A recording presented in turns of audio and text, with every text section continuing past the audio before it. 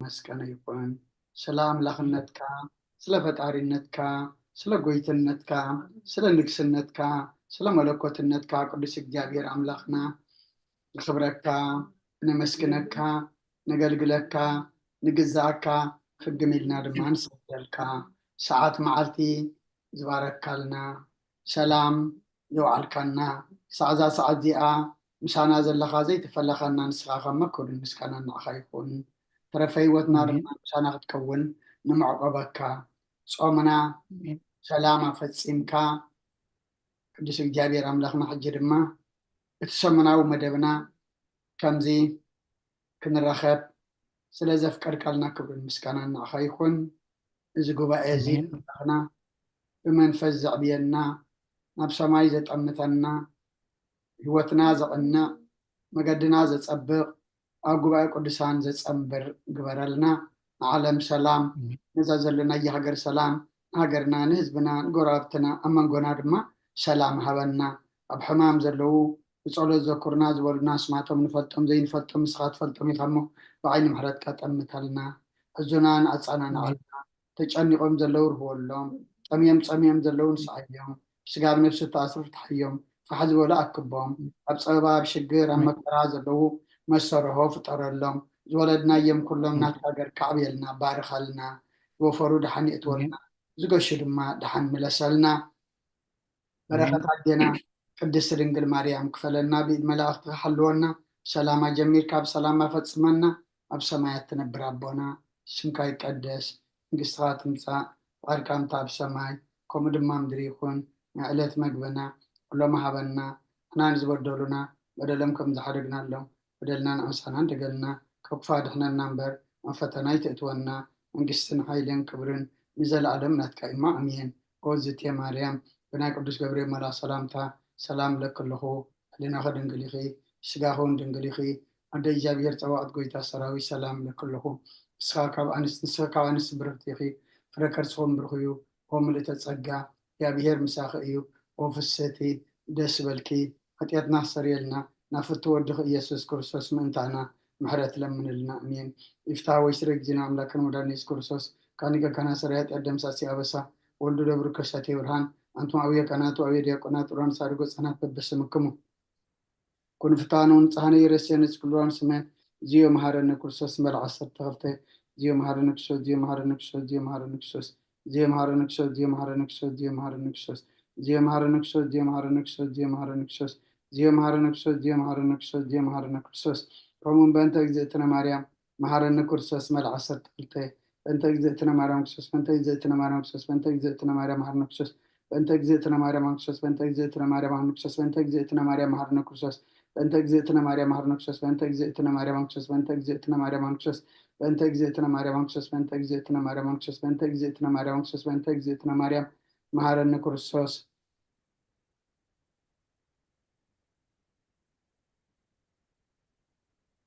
መለሳ ቁርም መለሳ እዛ ሰዓት እዚኣ ምንባር ስጋ ጎይታና ኢየሱስ ክርስቶስ ኣብ መቃብርን መፈፀምታ ሰዓት መዓልትን እያ ካብ ንቃሳ ምሳልሞት ስለ ዝኾነት ካብ መወዳእታ ግዜ ዕድመ ሰብ ተቁፀር ናይ ምስጋና ጸሎት ሰናይ ነገር ንዝገበረልና የረ ባህል እግዚኣብሔር ኣቦን ጎይትና ኣምላኽናን መድሓናን ኢየሱስ ክርስቶስ ነመስግኖ ኣለና ሰዊርናን ረዲኡናን እዩ ሃሊውናን ኣቕሪብናን ተቐቢልናን ተማቕብናን ኣፅኒዕናን ክሳዕ እዛ ሰዓት እዚኣ እውን ኣብፅሕና እዩ እጆም በዛ ዓዲ ስቕለት እዚኣን ብኩሉ ዘመን ሂወትናን ብፍፁም ሰላም ክሕልወና ኩሉን ዝሕ እግዚኣብሔር ኣምላኽና ንድሙን ኣለና ወጎይታና እግዚኣብሔር ኩሉ ትሕዛቦን ጎይታና ኣምላኽናን መድሓናን ኢየሱስ ክርስቶስ ልዕሊ ኩሉ ግብርን ምእንቲ ኩሉ ግብርን ኣብ ውሽጢ ኩሉ ግብርን ነመስግነካ ኣለና ስለ ዝሰወርካናን ዝረዳእኻናን ዝሓለኻናን ናባኻን ስለ ዘቆብካናን ተቐበልካናን ስለ ዘቆብካናን ዘጥናዕኻናን ክሳዕ እዛ ሰዓት እዚኣ እውን ስለ ዘብፅሓኻና ነመስግነካ ኣለና ኦ መፍቀሪ ሰብ ስለዚ ንልምነካ ኣለና ካብ ምሕረትካ እውን ደለና ነዛ ቅድስቲ ስቕለት እዚኣን ኩሉ ዘመን ሂወትና ንኣኻ ብምፍራህ ብፍፁም ሰላም ክንፍፅም ሃበና ኩሉ ቅንኣትን ኩሉ መከራን ብቦን ጉርን ዝኾነ ኩሉ ግብሪ ሰይጣንን ምክሪ ክፉኣት ሰባትን ምላዓል ፀላን ኦ ጎይታ ካብ ኣርሕ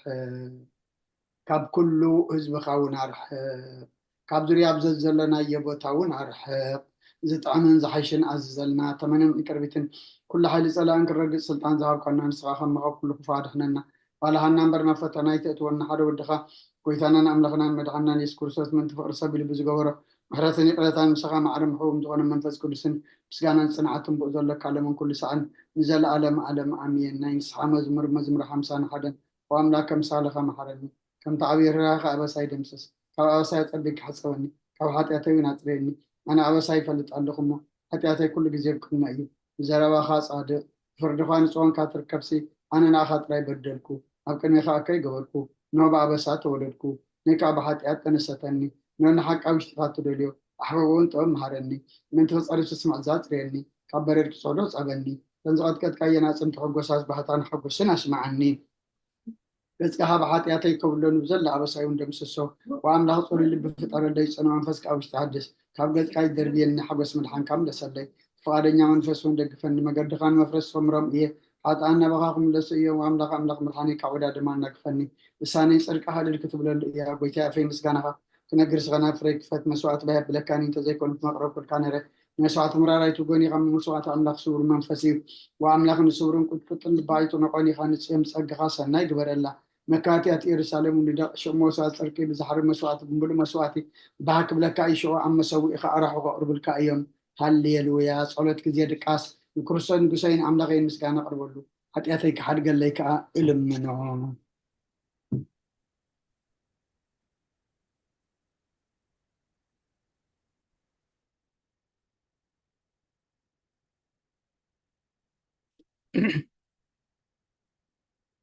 መዝሙር መበል 130 ዶክተር ክፍላይ ከተንብቡልና መዝሙር 131 ዶክተር ጽጋብ ከተንብቡልና መዝሙር 132 ኣቦይ መርጌታ ከንብቡልናዮም መዝሙር 133 ኣነ ከንብባየ መዝሙር 134 ኣቤ መልአከ ሰላም ከንብቡልናዮም መዝሙር 137 ዶክተር ክፍላይ ከተንብቡልና ኢኹም መዝሙር 138 ዶክተር ጽጋብ ከንብቡልናዮም መዝሙር 141 ኣቦይ መርጌታ ከንብቡልናዮም መዝሙር 142 ኣነ ከንብባየ መዝሙር 146 እንደገና ኣቦይ መልአከ ሰላም ከንብቡልናዮም መዝሙር 147 ዶክተር ክፍላይ ከንብቡልናዮም መዝሙር 148 ዓዊሉ ዶክተር ጽጋብ ከንብበልናዮ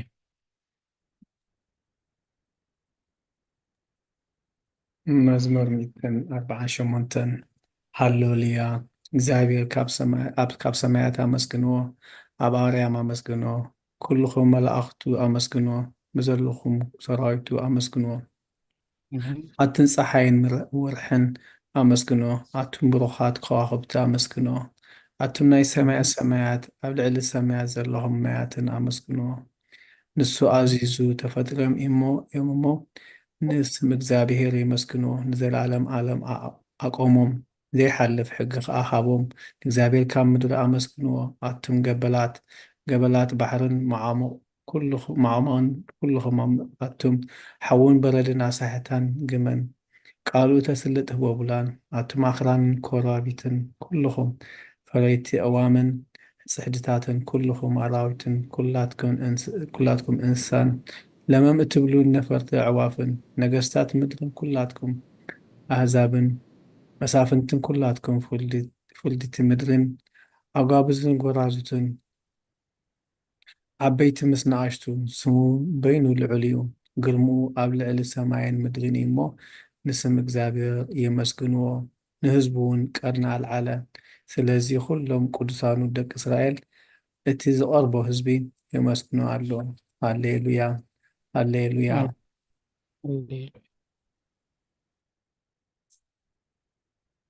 ቅዱስ እግዚአብሔር ቅዱስ ኃያል ቅዱስ ሕያው ዘይመውት ወንጌል ሉቃስ ምዕራፍ 2 ካብ ቁፅሪ 25 ሳብ 32 እንሆ ድማ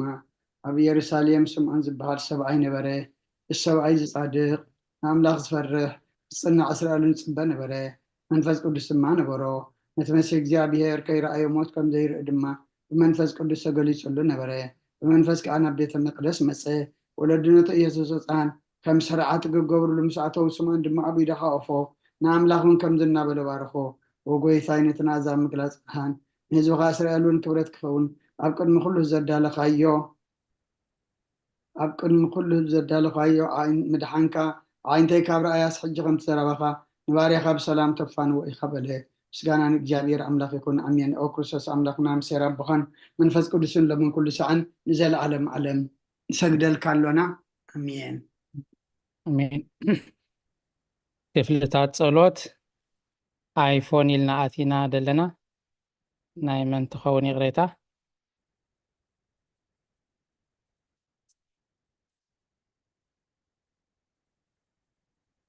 أوكي ماما ملو كفلتات صلوت كتن ببلنا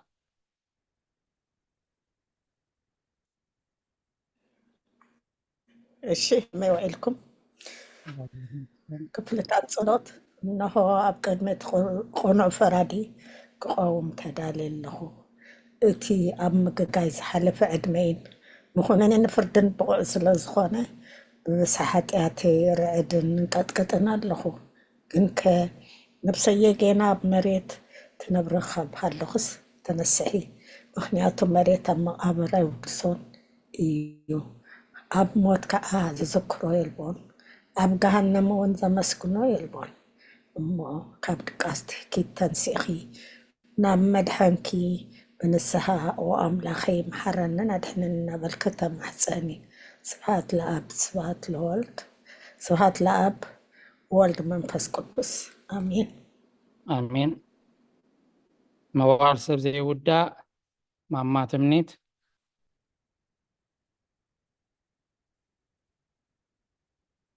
እሺ ከመይ ሲሆን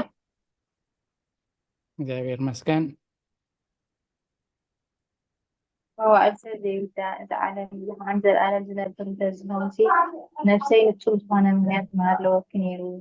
ግን ከ እቲ ጽዩፍ ዝኾነ ተግባራትቲ እቲ ሕማቕ እከይ ኣብ ቅድሚ ሓቀኛ ምስ ዝቕላዕ ኣብ ዓራት ሓጢኣት ተሰጢሕቲ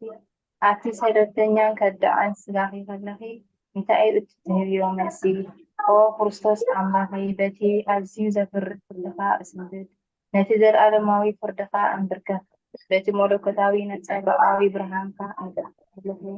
ኣነ እሱም ድምስ ኣብ ዓራተይ ደቂሰብ ዘለኹ ኣብ ሂወተይ እውን ዘይግዱስ ዝኾንኩ ናይቲ ተቐባል ቀረጥ ኣብነት ብምውሳድ ኣፍልጠይ እናወቅዓኹ ኦ ኣምላኽ ኣነ ገበነኛ እሞ ይቕረብልለይ ይብላለኹ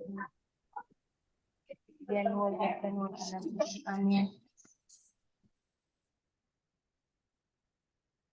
او نጽሕቲ ድንግል ሆምስ ኣይፎን ኢልና ኣቲና ደለና መምህር ሳባ ኢኽ መስለኒ ዓዴና መምህር ሳራ هراي دكون ماري ድንግል سلام ቤተሰብ መድኃኔዓለም ከመይ ኣለኩም እግዚአብሔር መስገን ኦ ንጽሕቲ ድንግል ናብ ባርያኺ ትቕልጡፍ ጽላል ረድኤት ክዘርግሒ እቲ ኣብ ምግጋይ ከም ማዕበል ዝገማጠል ክፉእ ሓሳባት ካባይ ኣርሕቕ እዩ ነታ ህመምቲ ነፍሰይ ብከንቱነት ኣዝዩ ሃለዋታ ጠፊእዋ ኣሎ እሞ ናብ ጸሎትን ምንቕቃሕን ኣበግስ እያ ምክንያቱ ንስኺ ከኣሊትን ምህረት እትልምን ኣላይት ኣደኒኺ ኣደ ምንጪ ህይወት ንጉሰይን ኣምላኸይን ጎይታ ኢየሱስ ክርስቶስ ተስፋይ ኢኺ ሃሌሉያ አሜን ሃሌሉያ ኦ ጎይታ በዛ ሰዓት በዛ ሌት እዚኣ ዶክተር ክፍላይ ከተንብቡልና ኦ ጎይታ በዛ ሌት እዚኣ ንዓሞ ብዘይ ሓጢኣት ክንሓድር ሓልወና ወኣምላኽ ኣቦታትና ንስኻ ብሩኽ ኢኻ በረኸትካ ኣዝዩ ብዙሕ እዩ ቅዱስምካ እውን ንዘለኣለም ክብሪ ዝመልኦ እዩ ኣሜን ኦ ጎይታ ከምቲ ኣባኻ ተወኪልናያ ዘሎና ምሕረትካ ከምኡ ትኹነልና ኣዒንቲ ኩሉ ንዓኻ ይፅበያ ኣለዋ ንስኻ ከዓ ኣብ እዋኑ ምግቢ ትህቦም ኦ ኣምላኽናን መድሓኒናን ኦ ተስፋ ኩላዊ ስናት ምድሪ ስምዓና ኦ ጎይታ ንስኻ ኢኻ ካብዚ ዓለት እዚ ንዘለኣለም ተድሕነናን ተዕቆበናን ኣሜን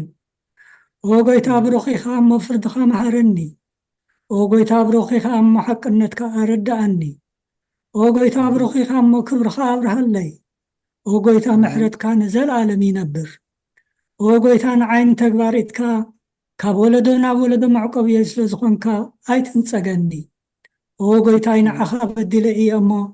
መሓርንን ነፍሰይ ኣድሕናን እናበልኩ እጽልይ ኣለኹ ወጎይታይ ኣባኻ ተወኪለ ኣለኹ እሞ ኣድሕነኒ ፍቓድካ ክገብር ከዓ መሃረኒ ንስኻ ኣምላኸይ ፈልፋሊ ህይወት ኢኻ ብብርሃንካ ድማ ኢና ብርሃን እንርኢ ምሕረትካ ናቶም ዝፈልጡኻ ክብርኻ ከዓ ናብ ኩንዓት ልቢ ትምጻእ ጸጋን በረኸትን ምስጋናን ብሓቂ ናትካ እዩ ቅድሚ ዓለም ዝነበርካን ንዘለዓለም እትነብር ዘለኻን ኣቦን ወድን መንፈስ ቅዱስን ንዓኻ ምስጋናን ውዳሴን ግርማን ይግባእ ሎምን ኩሉ ሰዓን ንዘለዓለም ዓለም ኣሜን ልዑል ጎይታ በኣኻ ምእማንን ንስምካ ምዝማርን ሰናይ እዩ እሞ ምሕረትካ ኣብ ፀፅባሕ ሓቅነትካ ድማ ለይቲ ለይቲ እዘንቱ አሜን። ውዳሴ ስሉስ ቅዱስ ዶክተር ጽጋብ ከተንብበልና።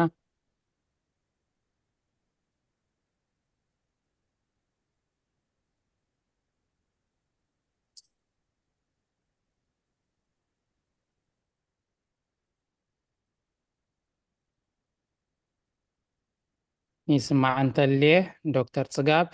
ውዳሴ ስሉስ ቅዱስ። እሺ ዶክተር ጽጋብ ወፂኦም ኣሎ መስለኒ ካብ መስመር። እሺ ማማ ሙሉ ውዳሴ ስሉስ ቅዱስ። እሺ ውዳሴ ስሉስ ቅዱስ ቅዱስ እግዚአብሔር ቅዱስ ኃያል ቅዱስ ሕያው ዘይመውት ካብ ቅዱስ ድንግል ማርያም ዝተወልደ መሐረና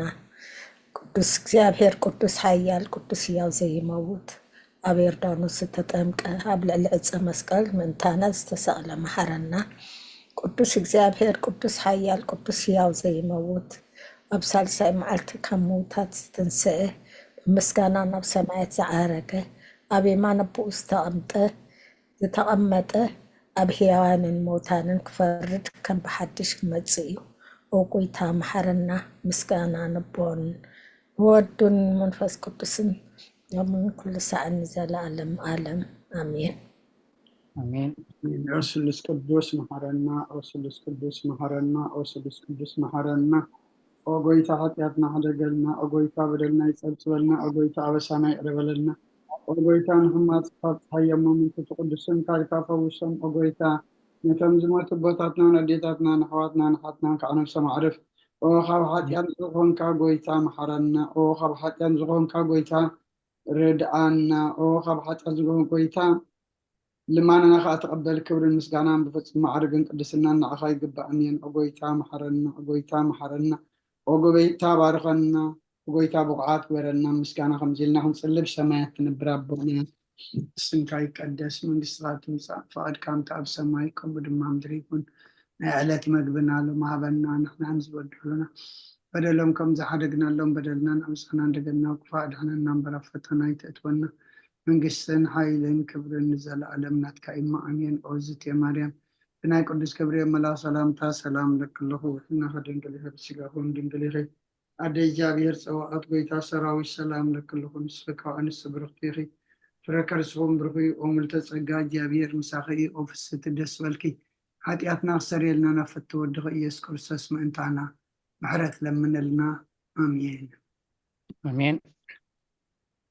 ምስጋና ንቅድስት ድንግል ማርያም ማማ ትምኒት።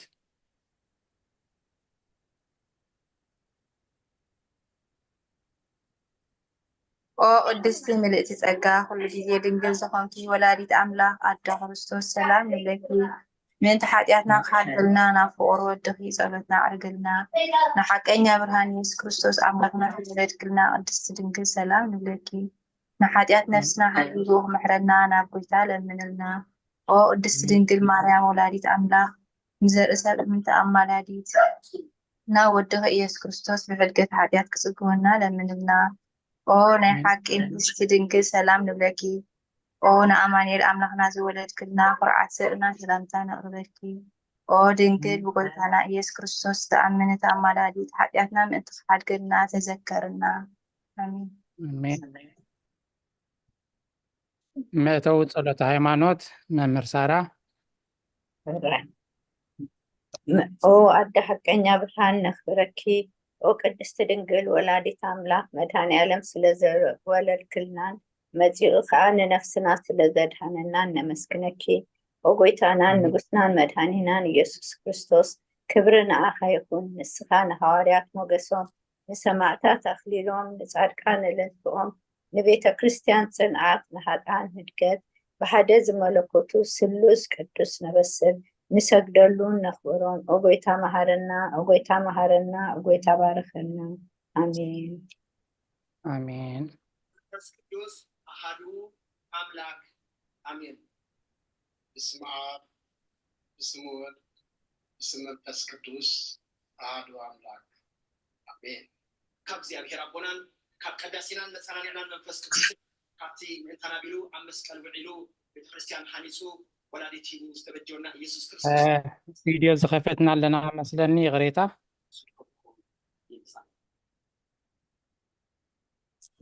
እሺ የቀኒልና በዛዓፀኹማ ናይ ሃይማኖት ጸሎት ኣነ ወላ ከንብባየ ኩሉ ብዝሓዘ ሰማይን ምድርን ዝረአን ዘይረአን ብዝፈጠረ ብሓደ ኣምላኽ እግዚኣብሔር ኣብ ንኣምን ብሓደ ጎይታ ብኢየሱስ ክርስቶስ ዓለም ከይተፈጥረ ምስኡ ህሉ ብዝኾነ ወልዲ ኣብ ዋህድውን ንኣምን ካብ ብርሃን ዝተረኽበ ብርሃን ካብ ሓቀኛ ኣምላኽ ዝተረኽበ ኣምላኽ ዝተወልደ እምበር ፍጡር ዘይኮነ ብመለኮቱ ምስ ኣብ ማዕረ ዝኾነ ኩሉ ብኡ ዝተፈጥረ ብዘይካኡ ግና ኣብዚ ምድሪ ዘሎ ይኹን ወይስ ኣብ ሰማይ ዘሎ ምንም ዝተፈጥረ የልቦን ምእንታና ምእንቲ ሰብ ምእንቲ ድሕነትና ካብ ሰማያት ዝወረደ ብመንፈስ ቅዱስ ካብ ቅድስት ድንግል ማርያም ስጋ ለበሰ ሰብ ኮነ ሰብ ኮይኑ ድማ ብዘመን ጲላጦስ ጴንጤናዊ ምእንታና ተሰቕለ ሓመመ መከራ መስቀል ተቐበለ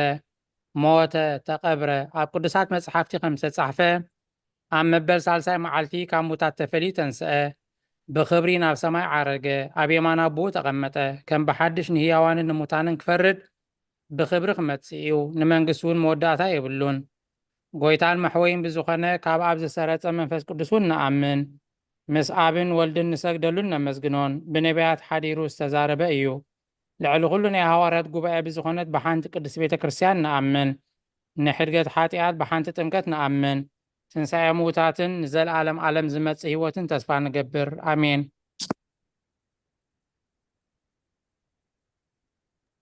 ኦ ጎይታ ጸሎትና ሰሚዕኻ ኃጢአትና ክደገልና ክሪያ ላይሶን ክሪያ ላይሶን ክሪያ ላይሶን ክሪያ ላይሶን ክሪያ ላይሶን ክሪያ ላይሶን ክሪያ ላይሶን ክሪያ ላይሶን ክሪያ ላይሶን ክሪያ ላይሶን ክሪያ ላይሶን ክሪያ ላይሶን ላይሶን ክሪያ ላይሶን ክሪያ ላይሶን ክሪያ ላይሶን ክሪያ ላይሶን ክሪያ ላይሶን ላይሶን ክሪያ ላይሶን ክሪያ ላይሶን ክሪያ ላይሶን ክሪያ ላይሶን ክሪያ ላይሶን ላይሶን ክሪያ ላይሶን ክሪያ ላይሶን ክሪያ ላይሶን ክሪያ ላይሶን ክሪያ ላይሶን ላይሶን ክሪያ ላይሶን ክሪያ ላይሶን ክሪያ ላይሶን ክሪያ ላይሶን ክሪያ ላይሶን ላይሶን ክሪያ ላይሶን ክሪያ ላይሶን ክሪያ ላይሶን ክሪያ ላይሶን ክሪያ ላይሶን ክሪያ ላይሶን ክሪያ ላይሶን ክሪያ ላይሶን ክሪያ ላይሶን ክሪያ ላይሶን ክሪያ ላይሶን ላይሶን ክሪያ ላይሶን ክሪያ ላይሶን ክሪያ ላይሶን ክሪያ ላይሶን ክሪያ ላይሶን ላይሶን ክሪያ ላይሶን ክሪያ ላይሶን ክሪያ ላይሶን ክሪያ ላይሶን ክሪያ ላይሶን ላይሶን ክሪያ ላይሶን ክሪያ ላይሶን ክሪያ ላይሶን ክሪያ ላይሶን ክሪያ ላይሶን ላይሶን ክሪያ ላይሶን ክሪያ ላይሶን ክሪያ ላይሶን ክሪያ ላይሶን ክሪያ ላይሶን ላይሶን ክሪያ ላይሶን ክሪያ ላይሶን ክሪያ ላይሶን ክሪያ ላይሶን ክሪያ ላይሶን ላይሶን ክሪያ ላይሶን ክሪያ ላይሶን ክሪያ ላይሶን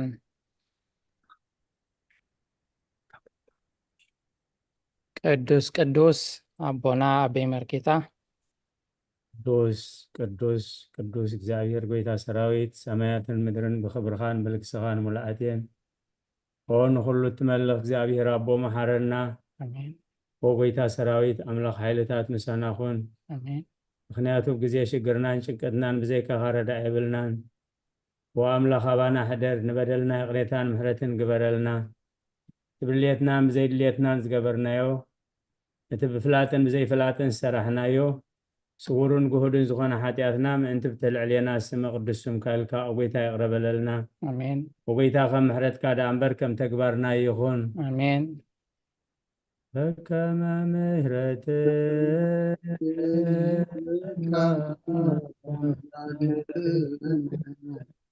وقوبك أبساني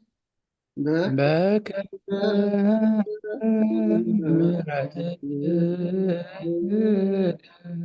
أملاك وأكو وقوبك أبساني بك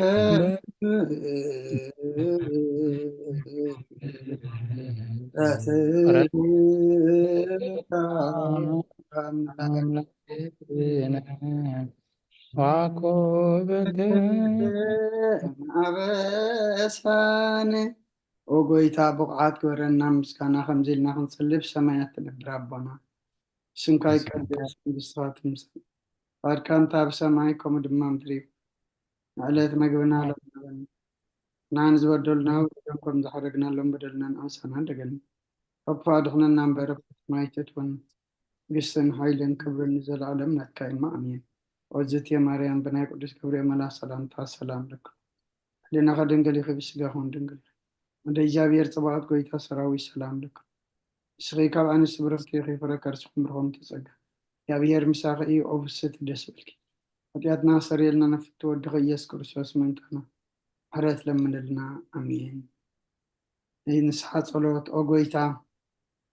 أبزا معات ذي أبقى نمخار تقواركم بقال حسابكم بقلوا واساتنا زحطنا يو شغارك رحمة بكرسبن سلدخنك انت تقدسون كاركات عرقنا نحدا قلنا وأملاك سلام حدر سلام وتيتابنا أبزانا يدك أسكنا خاب كل چنكت ناس حقورنا خاب كل غفات خاب كل فتنا سلام كله أنا سلام الأكل أخذنا سأقام برادة بكرسب زخنة هذا ودخا قويتنا أملاقنا مدحنا يسكر سوس يتبعون مسؤول كبرن وداسين قرمان زلوكا معاري خامس زخنة وغوث منفذ قدسن مسقانا يقبع كحج النزال ألم من أمين تحرنا بسوكف صلى صلى وقويتا محرلنا حرت كاونا بزحلنا وأمنو سوكف ساعتين قديم أبسماياتنا مدرين خبر السجل الكاكورسوس من أملاقنا وعلنا ويت عقس مزحمرتن سنات ملاخر روحن وتمانا زقدمهم حتى تنياتات تمحر نحات من ساعات من يشبه وقت كنبر ما تزي تدلي من تسبهم دولة تفا سمايات كرهو وكلهم نابد حنا تتقدم وقيت أبزا ساعات زي أنا كل ساعات لما أنا نتقبل وتناك أنا علنا تزازات كهن قبر مرحنا ننفسنا قدس سقانا حساباتنا ننصه تمنيتنا ونسمر مامنا فوس حتياتنا حد قل كاب كل خفع عزن السكات برد عنا كلنا نمكن نقبل إنسان ملاك حلونا نبودت بنتك الرحمة أنتي نبت زي مرمرن زي وسن فتت كام بس حد لنا مسخان زل علم بركة أمين وقويتا بقعات كورنا ومسخانا خمزيلنا خنصلي سمايات تنبر ربنا سمكاي قدس من قصرات مسا بعد كام تاب سمايكم ودمام دريب عليت مقبنا على ما هبنا احنا نزبدلونا بدلهم كم زحدقنا لهم بدلنا نعسانا دقلنا كم فؤاد احنا نمبر فتنا يتتون من قصن حيلن كبر نزل علمنا تايم أمين وزت يا مريم بناي قدس جبريل ملا سلامتا سلام لك الله بحنا غدن قليفة بسقاهون دن قليفة هذا إجابي هرتواد بيتا سراوي السلام لك الله نسغي كاب أنس برغتي في فراكر سفم رغم تسحقا إجابي هرمساقي وفست دس بالكي حتياتنا خسري لنا نفتو ودغي يسوس كرسوس من تانا حرات لمن لنا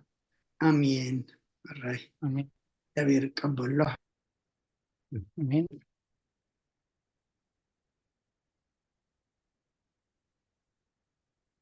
ኣብዚ ቀፂልና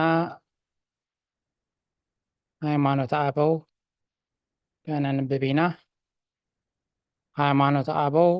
ዘጎርጎሪዎስ ምዕራፍ 35 ኢና ከነንብብ ንሎሚ ምዕራፍ 35 ክፍሊ 1 ከነንብብ ኢና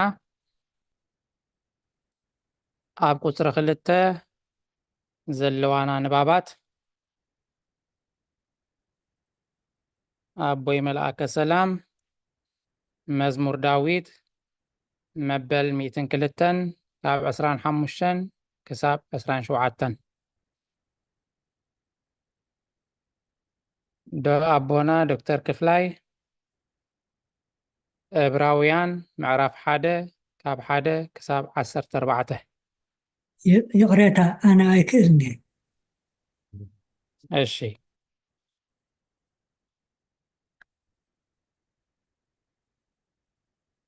الشي ما ملو إبراويان معرف حادة كاب حادة كساب 14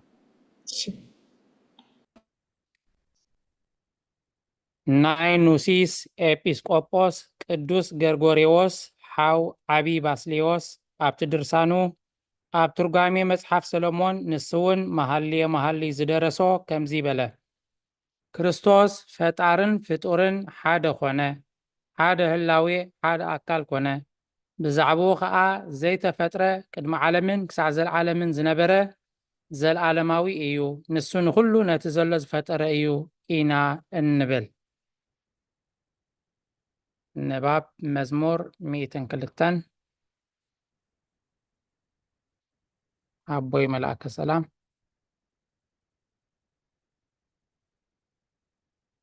مزمور 102 قصري كاب 25 كساب 27 كاب تنتي نمدري سرت كايا سمايات كا قبر آداو كا إيوم إساتهم كطفو إيوم إسراغنات نبر كلاتهم كم كدان كبالي إيوم كم لبسي كتلووطهم إخا كلووطون إيوم إسراغنا خم قدم كا إخا عمتات كاون كتو أي ودائن أبراويان حدا خاب حدا فاصل تروات قال هو تسمع لنا أمين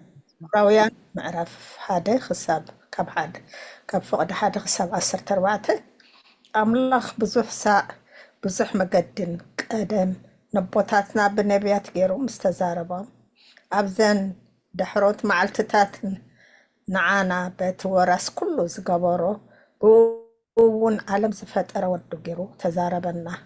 نسون ناي كبرو نتبرأن قلت بحريون كله كلون بحيل قالو تصويرو كلس من صحات أثنان مس جبرة أبلع لي أبي مان قرمات أمته كابتم ملاختي بزحس زبل سمز بزورة سمتن قصة خندزي خابطاتهم بلزه اسكي كم ملاخت خا نماناميو نسخا وديخا أنا لما ولدكوخا كم بحدش دما أنا بو وخونو نسون ولدي خوانني زبالو كم بحدش دما نتبخ بخري نبعلم كأتو زقلو كلاتهم ملاختي أملاخ يسجدوا له يسجدوا له يبل بزعبا ملاخت خا ملاختو نفاس أقلقلتون حال تحوي زقبر يبل بزعبا ودوكنا تا أملاخي فان كان زلالم عالم ينبر بتر منقص خاون بتر قنعنايا صدق فتخا عمز أخا أصلاخا سلزي እግዚአብሔር አምላክካ ሓለፋ ብጾትካ ብዘይቲ ሓጎስ ቀባኻ እዩ ዝብል ድማ ጎይታ ንስኻ ካብ ቀደም ንምድሪ ሰረትካያ ሰማያት እውን ግብረ ዕዳውካ እዮም እዚኣቶም ክጠፉ እዮም ንስኻ ግን ትነብር ኩሉ እውን ከም ክዳን ክበሊ እዩ ከም ዓለባ ድማ ክትጠቕልሎ ኢኻ ክልውጥ እውን እዩ ንስኻ ግና ከም ቀደምካ ኢኻ ዓመታትካ እውን ኣይክውዳእን እየን ይብል እስኪ ካብ መላእኽቲ ንመኖም እዩ ንፀላእትኻ መርገፂ እግርኻ ክሳዕ ዝገብሮ ምሲ ኣብ የማነይ ተቐመጥ ዝበሎ ኩላቶም ዶ ነገልግሎት እቶም ምድሓን ክወርሱ ዘለዎም ዝለኣኹ መነፍስቲ ኣገልግሎት ኣይኮኑን ስለ ቃላት ክብር ምስጋና ይኹን ወዲ ኣለሁ آمين. تسمع لنا قطر حمشته زلنا نبابنا مصحف قدس وانجيل يوحنس معرف حاده كاب حاده 17 ماما تمنيت وانجيل يوحنس معرف حاده كاب حاده 17 فطوري خنبل كلونا خا باتي مእንታና ዝገበሮ ብስርዓት ስጋ ድኻምና ስለስተሳተፈ እዩ ሕጂ ድማ ምእንቲ እዚ ቅዱስ ግብሪ እዚ ብጥንቃቐ ሰናይ ነገር ክንዛረብ ይግብአና እዩ ነቲ እንዛረቦ እውን ነስተውዕል ቃል ዘይፍጡር እዩ እሞ ካብ ቀደሙ ቀዳማዊ እዩ ንሱ እውን ብኩሉ ዘመን ኣብ እግዚአብሔር ነበረ ንሱ እውን እግዚአብሔር ነበረ ካብቲ ዝተፈጥረ ዘበለ ብዘይካኡ ሓንቲ እኳ ዝተፈጥረ የልቦን ንብል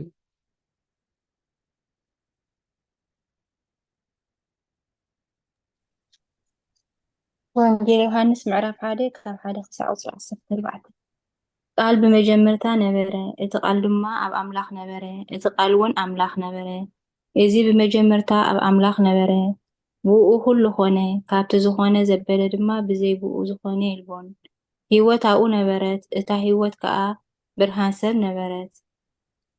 ብርሃን እውን ኣብ ጸልማት የበርህ ጸልማት ግና ኣይሓዞን ዮሐንስ ዝስሙ ሰብኣይ ካብ አምላኽ ተልኢኹ ተንስአ ኩሎም ብኡ ናብ እምነት ምእንቲ ከድበጽሑ ብዛዕባ ብርሃን ክምስክር ንሱ ንምስክር መጸ ብዛዕባ ብርሃን ደኣ ክምስክር መጸ እምበር ንሱስ ብርሃን ኣይነበረን እቲ ንነፍሲ ወከፍ ሰብ ዘብርህ ብርሃን ሓቂ ናብ ዓለም ይመጽእ ነበረ ኣብ ዓለም ነበረ ዓለም እውን ብኡ ኾነት ዓለም ግና ኣይፈለጠቶን ናብቶም ናቱ መጸ እቶም ናቱ ከዓ ኣይተቐበልዎን ነቶም እተቐበልዎ ዘበሉ ኩሎም ብስሙ ንዝኣምኑ ግና ውሉድ ኣምላኽ ክኾኑ መሰል ሃቦም ንሳቶም ከዓ ካብ ኣምላኽ እምበር ካብ ደም ወይ ካብ ፍቓድ ስጋ ወይ ካብ ፍቓድ ሰብኣይ ዘይተወልዱ እዮም እቲ ቃል ስጋ ኾነ ጸጋን ሓቅን መሊእዎ ከዓ ኣባና ሓደረ ክብረቱ ድማ ከም ክብሪ ናይቲ ሓደ ወዲ ነብኡ ርኢና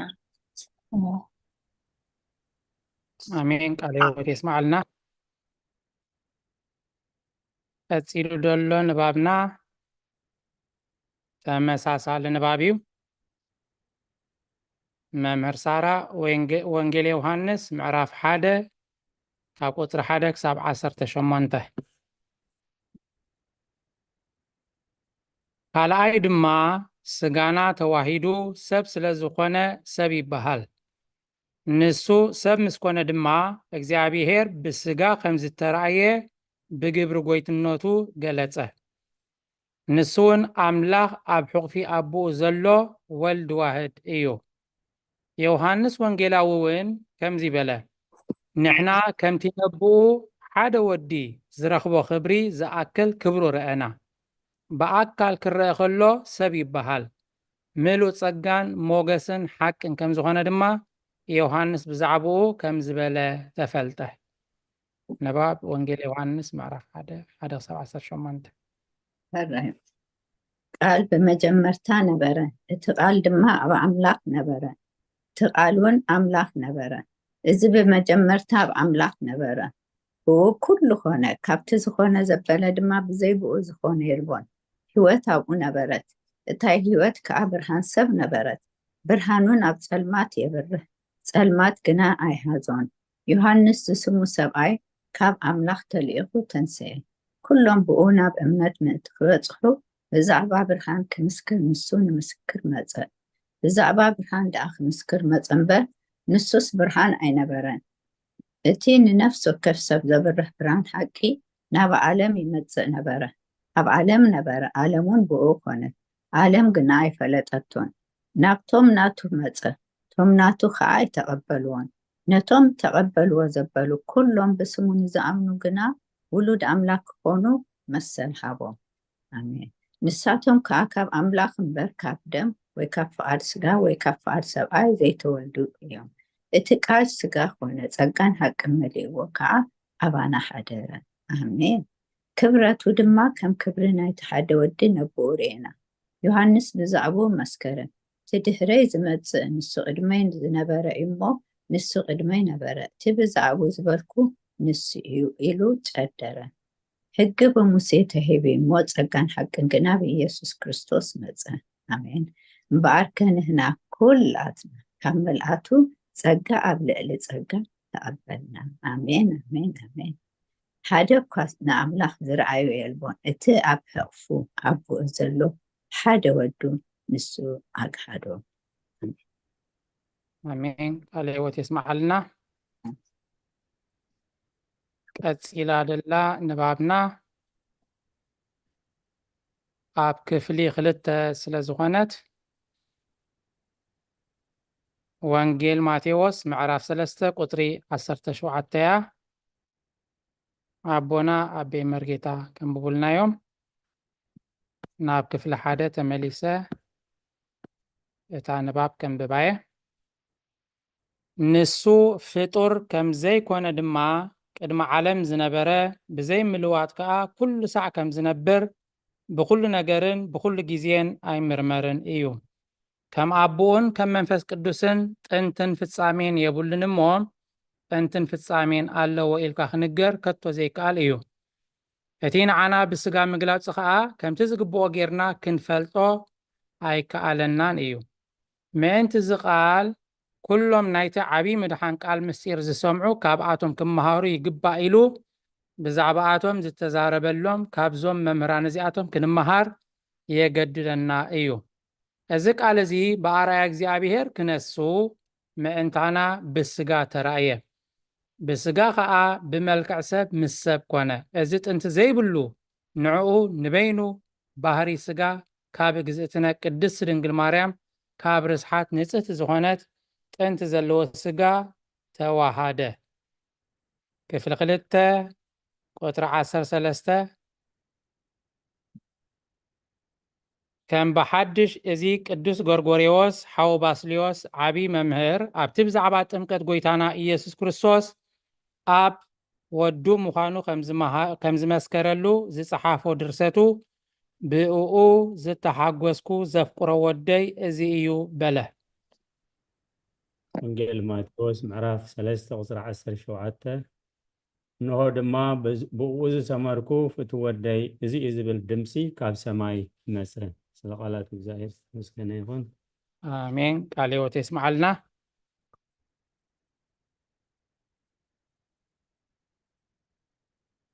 ቀፂለን ክልተ ንባብ ኣለዋና ማማ ትርሓስ እንኳዕ ብሰላም ኣተኺ ወንጌሉ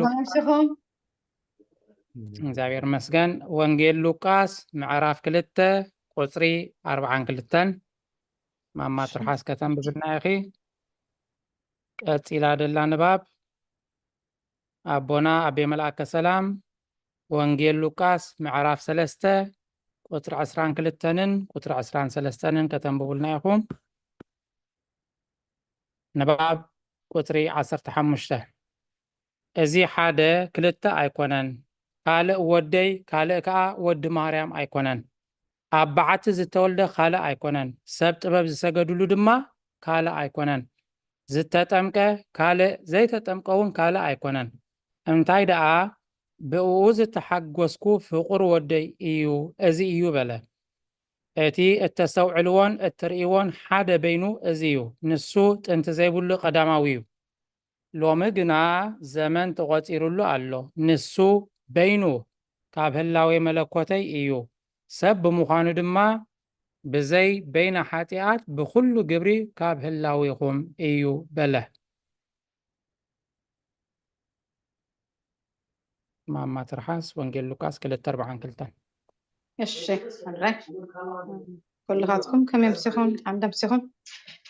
እግዚአብሔር መስገን ወንጌል ሉቃስ 2:42 ንሱ ወዲ 12 ዓመት ምስ ኮነ ከዓ ከምቲ ስርዓት በዓል ናብ ኢየሩሳሌም ደየበ ወንጌል ሉቃስ ምዕራፍ 3 ቁፅሪ 22-23 መንፈስ ቅዱስ ከዓ በረኣያ ስጋ ከም ርግቢ ኣብ ልዕሊኡ ወረደ ንስኻ ኣብኣኻ ዝተመርኩ ፍቱው ወደይ እዩ ዝብል ድምፂ እውን ካብ ሰማይ መፀ ኢየሱስ ባዕሉ ክምህር ምጀመረ ኣስታት ወዲ 30 ዓመት ኣቢሉ ነበረ ወዲ ዮሴፍ ከም ዝኾነ ከዓ يمسلم نبرة ودي إلي عليه وتسمع لنا عونا يوسف انكو عبد السلام أتخا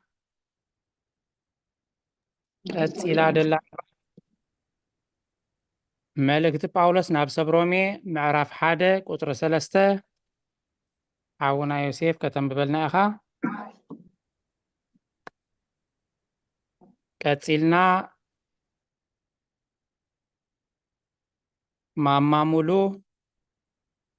ملكت باولس ناب سبرومي معرف تشعته كاب حادة كساب تشعته كتسيلا دلا نباب ماما تمنيت ዕብራውያን ምዕራፍ 2 ቁጥሪ 16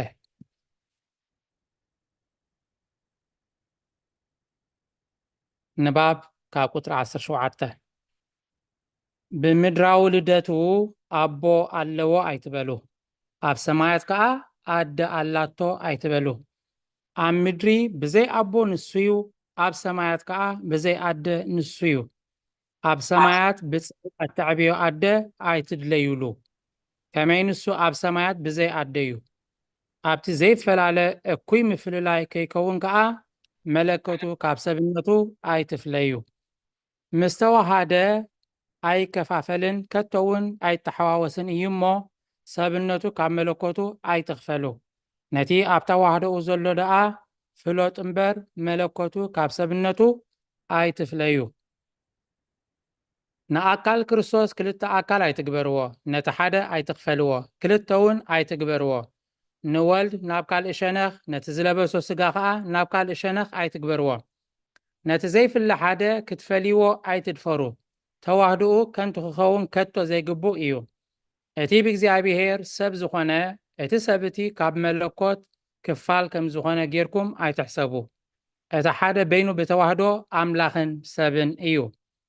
ቅድሚ ዘበናት ዝነበረ ቀዳማዊ ኣምላኽ እዚ እዩ ሎሚ ድማ ሰብ ኮነ ንሱ ብመለኮቱን ሰብነቱን ብተዋህዶ ብዘይ ምፍልላይ ድማ ንዘለዓለም ይነብር ንሱ ሓደ በይኑ እዩ በቲ ዘመናት እቲ ድማ ካብ ዘረ አብርሃም ስጋ ክለብስ ፈቀደ ሮሜ 1:3 ሰላም ከመይ ኣምሲኹም ሮሜ 1:3 ብዛዕባ ወዱ ብስጋ ካብ ዘርኢ ዳዊት እተወልደ ኣለይዎት የስማዓልና ኣሜን 9 ካብ 1 ክሳብ 9 ሕራይ መልእኽቲ ጳውሎስ ናብ ሰብ ሮሜ ምዕራፍ 9 ካብ 1 ክሳብ 9 ኣነ ብዙሕ ጓህን ዘየባትኽ ስቃይን ኣብ ልበይ ከም ዘሎኒ ህሊናይ ብመንፈስ ቅዱስ ይምስክረለይ ኣሎ ብክርስቶስ ሓቂ እብል ኣለኹ ኣይሕሱን እየ ኣነ ብርእሰይ ምእንቲ እቶም ብስጋ ኣሕዋተይን ኣዝማደይን ውጉዝ ኮይነ ካብ ክርስቶስ ክፍለም መደልየኹ ደቂ እስራኤል እዮም እሞ ውልድነት ክብርን ኪዳንን ምሕጋግን ሕግን ምግልጋልን ኣምላኽን ተስፋን ናታቶም እዩ ኣቦታት ከዓ ናታቶም እዮም ክርስቶስን ብስጋ ካባታቶም እዩ ንሱ ዘለዓለም ብሩኽ ኣምላኽ ልዕሊ ኩሉ እዩ ኣሜን ግናኸ እቶም ካብ እስራኤል ዘበሉ ኩላቶም እስራኤል ኣይኮኑን እሞ እቲ ቃል ኣምላኽ ከንቱ ኮይኑ ኣይተረፈን ዘርኢ ብይስሐቅ ክስመየልካ እዩ እምበር ዘር አብርሃም ስለ ዝኾኑ ኩላቶም ውሉድ ኣይኮኑን ማለት እቶም ውሉድ ተስፋ እዮም ዘርኢ ይቁፀሩ እምበር እቶም ውሉድ ስጋስ ውሉድ ኣምላኽ ኣይኮኑን ኣሜን እቲ ተስፋ ንዓመታ ከምዛ ግዜ እዚኣ ክመፅእ እየ ሳራ እውን ወዲ ክትወልድ እያ ኢሉ እዩ እሞ ስለኣላ ትኽብር ምስጋና ይኹን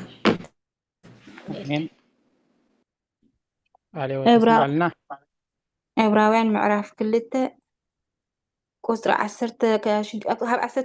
ክሳብ 16 ብሓንሳ ኣሎ እሺ አንብቢያ እምበኣርቲ ብሓቂ ንዘርኢ አብርሃም ኣልዓሎም እምበር ንመላእክትስ ኣየልዓሎምን እሞ እቶም ውሉድ ብደምን ስጋን ካብ ዝሓብሩስ ብሞቱ ነቲ ሓይሊ ሞት ኣብ ኢዱ ዝሓዘ ምእንቲ ክስዕር ንሱ እውን ዲያብሎስ እዩ። ነቶም ብፍርሃት ሞት ብዘሎ ዘመኖም ብባርነት ተታሒዞም ዝነበሩ ኩላቶም ሓራ ምእንቲ ከውፅኦም ኢሉ ንሱ እውን ብኡ ሓበሮም። ቃለ ሕይወት የስምዐልና ቀፂለን ዘለዋ ንባባት መምህር ሳራ ወንጌል ማቴዎስ ምዕራፍ 4 ቁጥሪ 2 ክሳብ 18 ኣዴና ኤልሳቤጥ እንኳዕ ብሰላም መጻኽን እንኳዕ ሰላም ኣተኽን። ወንጌል ዮሐንስ ምዕራፍ 4 ቁጥሪ 6 ኣላትና። ወንጌል ማቴዎስ ሓሳር ክትኮነለን ኢለሽ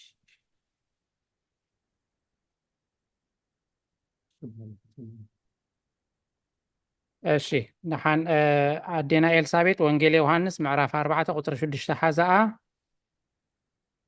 ወንጌል ማቴዎስ ድማ ኣላትና ቁጥሪ 8 ምዕራፍ 8 ቁጥሪ 24 ማማ መኣዛ እንኳዕ ብሰላም መጻኺ። ኣሜን ኣሜን ዲያቆን ሓወይ ሰላም ምሽት። ወንጌል ማቴዎስ ምዕራፍ 8 ቁጥሪ 24 ከተንብብልና ኢኺ። ቀፂላ ዘላ ከዓ ወንጌል ዮሐንስ ምዕራፍ 19 ካብ 1 ክሳብ 42 እዚኣ ነዋሕያ ኣቦይ መርጌታ ከንብቡልናዮም። ንባብ ቁጥሪ 14 ወደየ ዮሐንስ 4:6 ኣይተዓደለት ይመስለኒ። ማማ ኤልሳቤጥ ዮሐንስ 4:6 ተዓዲለን ኣለዋ። የኸኔለይ ዶክተር ክፍላይ ንባብ ቁጥሪ 14 ወደየ ነዚ ክጠምን ክጸምዕን ክደክምን ክድቅስን ክመላለስን ወይ ክግረፍን ወይ ብሽንካር ክሽንከርን ወይ ብፍቃዱ ክመውት ከም ሙታት ኣብ መቃብር ክሕልዎ እንተረኣኻዮ እዚ ናይ ስጋ ጥራይ እዩ ኢልካ ኣይትሕሰብ። ንባብ ወንጌል ማቴዎስ 4:2 40 መዓልትን 40 ሌትን ምስ ጾመ ድሕሪዚ ጠምየ። እቲ ፈታኒ ድማ መጺኡ ወዲ ኣምላኽ እንተኮይንካስ እዚ ኣእማን እንጌራ ክኸውን በሎ። የሱስ ግና ሰብ ካብ ኣፍ ኣምላኽ ዝወፅእ ኩሉ ቃል እምበር እንጌራ ጥራይ ኣይነብርን ጽሑፍ እዩ ኢሉ መለሰሉ። ሽዑ ዲያብሎስ ናብታ ቅድስቲ ከተማ ወሲዱ ኣብ ገምገም ቤት መቅደስ ደው ኣበሎ። ንእግርኻ ብእምኒ ከይትእንቀፍ በእዳዎም ከልዕሉኻ ንመላእክቱ ምእንተኻ ይእዝዝ ጽሑፍ ኣሎ እሞ ወዲ ኣምላኽ እንተኮይንካ ንታሕቲ ገጽካ ጽደፍ በሎ። የሱስ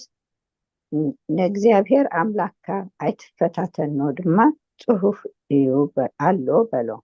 ዲያብሎስ ከም ብሓድሽ ናብ ኣዝዩ ነዊሕ ከረን ወሲዱ መንግስትታት ኩላ ዓለምን ክብረተንን ኣርኣዮ እሞ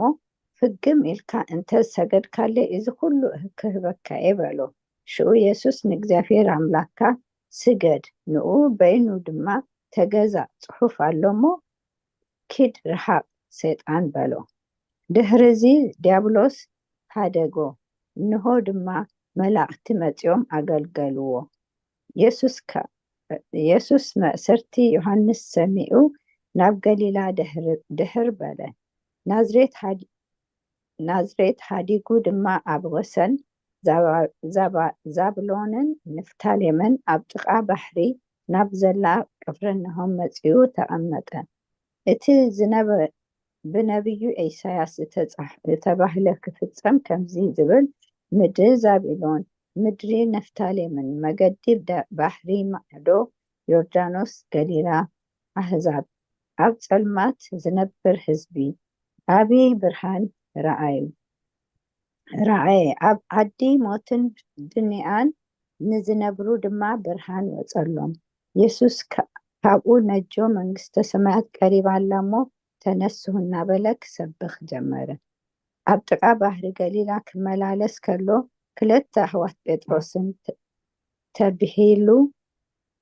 بيتروس تبهيلو زلو سمون اندرياسن حوها قففتي أساد نبرو እሞ መርበቦና ባሕሪ ክድርብዩ ረአየ ክሳብ 18 እንዲሁ ዝብል ክሳብ 18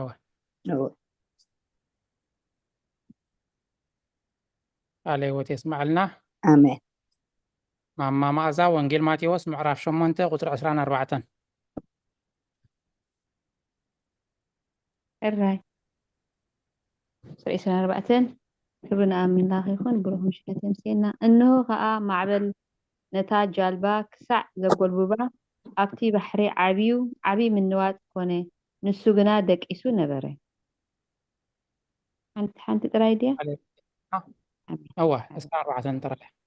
እሺ ሕረ ኣዴና ኤልሳቤጥ ወንጌል ዮሐንስ ምዕራፍ 4 ቁጥሪ 6 ጥራያ ሓጻርያ ኣራይ ኣብኡ ከዓ ኤላ ያዕቆብ ነበረ ኢየሱስ ድማ ብምኻድ መገዲ ደኺሙ ኣብ ጥቓ እቲ ዒላ ኣዕረፈ ሽዑ ፍርቂ መዓልቲ ኣቢሉ ነበረ ኢሉ ሰድያ ኣሜን ኣሜን ኣሜን ወንጌል ዮሐንስ ምዕራፍ 19 ካብ 1 ክሳብ 10 ክሳብ 42 ወተሃደራት ንኢየሱስ ከም ዘላገጽሉ ሽዑ ጲላጦስ ንኢየሱስ ወሲዱ ገረፎ ቶም ጭፍራ ከዓ ኣኽሊል እሾኽ ተኒጎም ኣብ ርእሱ ደፍኡሉ ቀይሕ ባርኖስኑ ከደንዎ መመጺኦም ከዓ ወንጉስ ኣይሁድ ከመይ ኢኻ ይብልዎ ገጹ እውን ይጸፍዕዎ ነበሩ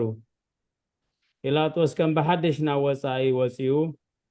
እዚ ሰብኣይ እዚ ሓንቲ በደል እኳ ከም ዘይረኸብ ኩሉ ክትፈልጡ እንሆ ናብ ወጻኢ የውፅኣልኩም ኣለኹ በሎም ሽዑ ኢየሱስ ኣኽሊል እሾኽ ደፊኡን ቀይሕ ባርኖስ ተኸዲኑን ናብ ወጻኢ ወፀ ጲላጦስ ድማ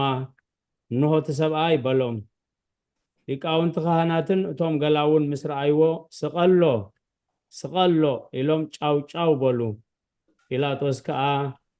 ኣነስ ሓንቲ በደል እኳ ኣይረኸብኩሉን ንስኻትኩም ወሲድኩም ስቐልዎ በሎም ኣይሁድ ከዓ ንሕና ሕጊ ኣሎና ንሱ ንርእሱ ወዲ ኣምላኽ ገይሩ እሞ ከም ሕግና ክመውት ይግብኦ እዩ ኢሎም መለስሉ ጲላጦስ ዘረባ ዝምስ ሰምዐ ኣዝዩ ፈርሀ ከም ብሓድሽ ናብ መጋባእያ ኣተወሞ ንኢየሱስ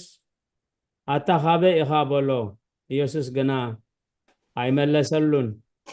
ጲላጦስ ከዓ ንዓይከ ኣይትዛረበንን ዲኻ ክሰቕለካን ክፈትሓካን ስልጣን ከም ዘለኒ ዶ ኣይትፈልጥን ኢኻ በሎ ኢየሱስ ከዓ ካብ ላዕሊ እንተዘይተዋህበካስ ኣባይ ስልጣን ኣይመሃለወካን ነይሩ ስለዚ እቲ ኣባኻ ዘትሕዘና ሓጢኣቱ ዝገደደ ኢሉ መለሰሉ ኢየሱስ ንሞት ከም ዝተፈርደ ካብኡ ንነጀው ጲላጦስ ክፈትሖ ደለየ ኣይሁድ ግና ነዚ እንተፈታሕኻዮ ፈታዊ ቄሳር ኣይኮንካን ርእሱ ከንግስ ዝደሊ ዘበለ ኩሉ መቐናቕንቲ ቄሳር እዩ ኢሎም ጫው በሉ ጲላጦስ ነዚ ዘረባ ዝምስ ሰምዐ ንኢየሱስ ናብ ወጻኢ ወሲዱ ኣብቲ ጸፍጸፍ ዝብልዎ ብዕብራይስጥ ገበታ ዝበሃል ስፍራ ኣብ መንበር ፍርዲ ተቐመጠ ድሮ ፋሲጋ ኣስታት 6 ሰዓት ኣቢሉ ነበረ ንኣይሁድ ከዓ እንሆ ንጉስኩም በሎም ሽዑ ንሳቶም ኔው በሎ ስቐሎ ኢሎም ጫው በሉ ጲላጦስ ከዓ ንንጉስኩም ክሰቕሎ በሎም ቶም ሊቃውንቲ ካህናት ከዓ ብዘይ ቄሳር ንጉስ የብልናን ኢሎም መለስሉ ኢየሱስ ከም ዝተሰቕለ ሽዑ ክሰቕልዎ ኣሕሊፉ ሃቦም ተቐቢሎም ድማ ወሰድዎ መስቀሉ ፀይሩ ከዓ ቀረንቀራ ርእሲ ናብ ትበሃል ስፍራ ብዕብራይስጥ ድማ ጎልጎታ ትበሃል ወፀ ኣብኣ ሰቐልዎ ክልተ ካልኦት ድማ ምስኡ ሓደ በዚ ሓደ በቲ ኢየሱስ ውን ኣብ ማእከሎም ጲላጦስ ድማ ጽሕፈት ጽሒፉ ኣብቲ መስቀል አንበሮ እቲ ጽሕፈት ከዓ ኢየሱስ ናዝራዊ ንጉስ አይሁድ ዝብል እዩ እታ ኢየሱስ ተሰቕለላ ስፍራ ጥቓታ ከተማ ስለ ዝነበረት ነዚ ጽሑፍ እዚ ብዙሓት ካብ አይሁድ አንበብዎ እቲ ጽሕፈት ከዓ ብቋንቋ ዕብራይስጥን ሮሜን ጽርዕን እዩ ስለዚ እቶም ሊቃውንቲ ካህናት አይሁድ ንጲላጦስ ንሱ ባዕሉ ኣነ ንጉስ አይሁድ እየ ከም ዝበለ ዳ እምበር ንጉስ አይሁድ ኢልካ ኣይትጽሓፍ በልዎ ጲላጦስ ዝጽሓፍክዎ ጽሓፍኩ ኢሉ መለሰ እቶም ዓቀይቲ ግና ንኢየሱስ ምስ ሰቐልዎ ክዳውንቱ ዋልዒሎም ኣብ 4 ምስ መቐልዎ ነናሓደ ዓቀይታይ ግድኡ ነቲ ቀምሽ እውን ከምኡ እቲ ቀምሹ ግና ካብ ላዕሊ ክሳብ ታሕቲ ኩሉ እንትልኡሉም ነበረ እምበር ስፋይ ኣይነበሮን ንሓድሕዶም ከዓ ንዝበፅሐ ክበፅሖስ ዕጫ ደኣ ነውድቐሉ እምበር ኣይንቕደዶ ተባሃሃሉ እቲ ክዳውንተይ ንርእሶም ተማቐልዎ ንቐምሸይ እውን ዕጭ ተዋደቑሉ ዝብል ጽሑፍ ምእንቲ ክፍጸም እዮም እቶም ዓቀይቲ እዚ ዝገበሩ ንሓድሕዶም ከዓ ንዝበፅሐ ክበፅሖስ ዕጭ ደኣ ነውድቐሉ እምበር ኣይንቕደዶ ተባሃሉ ክዳውንተይ ንርእሶም ተማቐልዎ ንቐምሸይ እውን ዕጭ ተዋደቑሉ ዝብል ጽሑፍ ምእንቲ ክፍጸም እዮም እቶም ዓቀይቲ ዝገበሩ ኣብ ጥቓ መስቀል ኢየሱስ ከዓ ኣዲኡን ሓብትንኡ ማርያም ሰይቲ ቀለዮጳን ማርያም መግደላዊትን ደው ኢለን ነበራ ኢየሱስ ነዲኡን ነቲ ዘፍቅሮ ወደ መዝሙርን ኣብ ጥቓ ደው ኢሉ ምስ ረኣየ ነዲኡ ኣቲ ሰበይቲ እንሆ ወዲ ክበላ ነቲ ወዲ መዝሙር ከዓ እናሃ ኣዴኻ በሎ ወደ መዝሙር ካብኡ ጀሚሩ ናብ ቤቱ ወሰዳ ኢየሱስ ከም ዝሞተ ድሕሪ እዚ ኢየሱስ ኩሉ ከም ዝተፈጸመ ፈሊጡ እቲ ጽሑፍ ምእንቲ ክፍጸም ጸማእኩ በለ ኣብኡ መጺት ዝመልአ ኣቕሓ ነበረ ሽዑ መጺት ዝመልአ ሰፍነግ ኣብ ዘንጊ ስምዕዛ ገይሮም ናብ ኣፉ ኣቕረቡሉ ኢየሱስ ከዓ ነቲ መጺት ዝመልአ ምስ ጣዓመ ተፈጸመ በለ ርእሱ ኣድነነ ነፍሱ እውን ወፀት ኢየሱስ ጎድኑ ከም ዝተወግአ ስለዚ ድሮ ሰንበት ነበረ እሞ እታ ሰንበት እቲኣ ክብርቲ በዓል ዓመት ስለ ዝኾነት እቲ ስግኦም ኣብ መስቀል ምእንቲ ከይሓድር መሓኹልቶም ሰሰቢሮም ከውርድዎም እቶም አይሁድ ንጲላጦስ ለመንዎ ሽዑ እቶም ዓቀይቲ መጺኦም መሓኹልቲ ቀዳማይን ናይቲ ምስ ዝተሰቕለ ካልኣይን ሰበሩ ናብ ኢየሱስ ምስ መፁ ግና ሸዓ ከም ዝሞተ ርእዮም መሓኹልቱ ኣይሰበርዎን ሓደ ካብቶም ዓቀይቲ ግና ጎድኑ ብኹናት ወግኦ ብኡ ከዓ ደምን ማይን ወፀ እቲ ዝረኣየ ከዓ መስከረ ምስክሩ እውን ሓቂ እዩ ንሱ ከዓ ንስኻትኩም ምእንቲ ክትኣምኑ ሓቂ ከም ዝተዛረበ ፈልጥ ኣሎ እቲ ካብኡ ሓደ ዓፅሚ እኳ ኣይሰብሩን እዮም ዝብል ጽሑፍ ምእንቲ ክፍጸም እዩ ዝኾነ ካልእ ጽሑፍ እውን እቶም ዝወግእዎ ክርእይዎ እዮም ይብል ኢየሱስ ከም ዝተቐብረ ድሕሪ እዚ ዮሴፍ በዓል ኣርማትያስ እቲ ንኣይሁድ ስለ ዝፈርሐ ብሕቡእ ወደ መዝሙር ኢየሱስ ዝነበረ ንሱ ስጋ ኢየሱስ ክወስድ ንጲላጦስ ለመኖ ጲላጦስ ከዓ ፈቐደሉ ሽዑ ኸይዱ ንስጋ ኢየሱስ ወሰዶ እቲ ቅድም ብለይቲ ናብ ኢየሱስ መጺኡ ዝነበረ ኒቆዲሞስ እውን መጸ እሞ ኣስታት 100 ነጥሪ ዝኣክል ከርበን ዓልወን ተሖሰ ኣምፀአ ንስጋ ኢየሱስ ወሲዶም ከምቲ ልማድ ቀብሪ ኣይሁድን ኣገናንዝኦምን ብፈፍታ ምስ ሽቱ ገይሮም ገነዝዎ ኣብታ ዝተሰቕለላ ስፍራ ድማ ኣታኽልቲ ነበረ ኣብታ ኣታኽልቲ ከዓ እተቐብረሉ ዘይብሉ ሓድሽ መቃብር ፀንሐ እቲ መቃብር ቀረባ ነበረ እሞ ድሮ ሰንበት ስለ ዝነበረ ንኢየሱስ ኣብኡ ኣንበርዎ ብወዲ ዝኣምን ናይ ዘለኣለም ሂወት ኣላቶ በለ ጎይታን ደቀ መዛሙርቱ ስለ ቃላቱ እግዚአብሔር ዝተመስገነ ይኹን አሜን ምስ ጊዜ ክንከይድ ሕጂ ናብ መዝሙር ክንሓልፍ ኢና ኣብ ዝቕፅል ከም ፍቃድ እግዚአብሔር ካብ ቁጥሪ 15 ክንቅፅል ኢና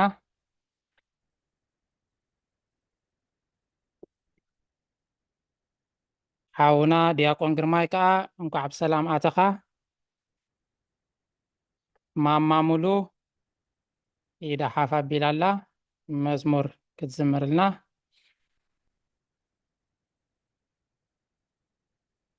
ናባኺዩ ማማሙሉ እግዚአብሔር የብርሃልኪ يقنقلي استريحنا نهدي مريم مزمور كزمر أملخي حقسني باخوي إليه باخ انت زحدر شاي بس حلي أنا عندي زخبر مستام ولدو زودو سخي وقال مسكانا بس تبلكي أدى يسوس أدى مدحني سلام نعخي دنقل مريمي كم فقادك سيابهر كم تصحف زبلو هيوت زمر حخما خمنالو أب سمايات كوينو مستمت مدري كم أخي رخبا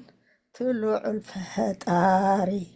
بأخو إلي باخي انت زحدر شاي بس حلي أنا انتي زخبر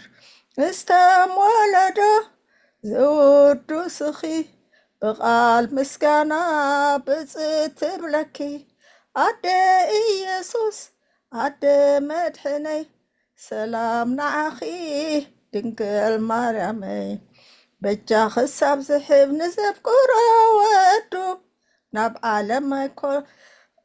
ناب عالم رأخو خرينا فغرو سمعي زفانو نرقص اقريو زي قرب ملاخت أباخ حديرو بأخو إليه بأخي انت زحدر الشاي بس حلي أنا عندي سخبر مستم ولده زودو سخي قال مسكانا بزت بلكي أدى إيسوس أدى مدحني سلام نعخي دنقل مريمي أبحاقوس مكرا أبقان أبقرانيو حزن لبخي كم سيفنا بسو كاب أقرأي ترفكن كسام وداتا مريمي نسخي نلبي صنعتا يا أخو إلي بأخي انت زحدر شاي بس حلي أنا عندي زخبر مستم ولده زودو سخي قال مسكانا بزت بلكي أدى إيسوس أدى مدحني سلام نعخي دنقل مريمي حلف قدوس سمكي قرباني أبي كينيو تأمر كمنش برختي እታን ኣይጎይታ ስድራ ድንግል ዘለኽያ ናይ ቅዱስ ህብረት ብዓይኒ ርእያ ክርስቲያን ክኸውን ብግብሪ ኸማኺ ሽምሒዘ ኸይተርፍ ኣደይ ሓደ ረኣኺ ብኣኺ ውዒለ ባኺ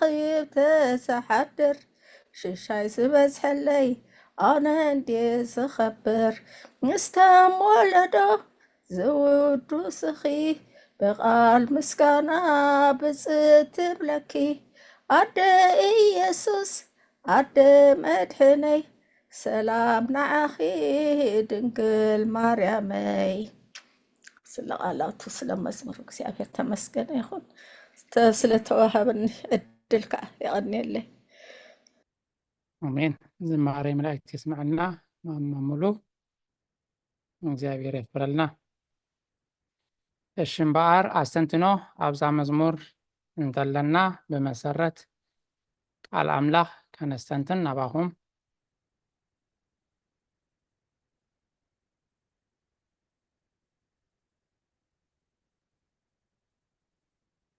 መስ ጊዜና ምንተ ክንከይድ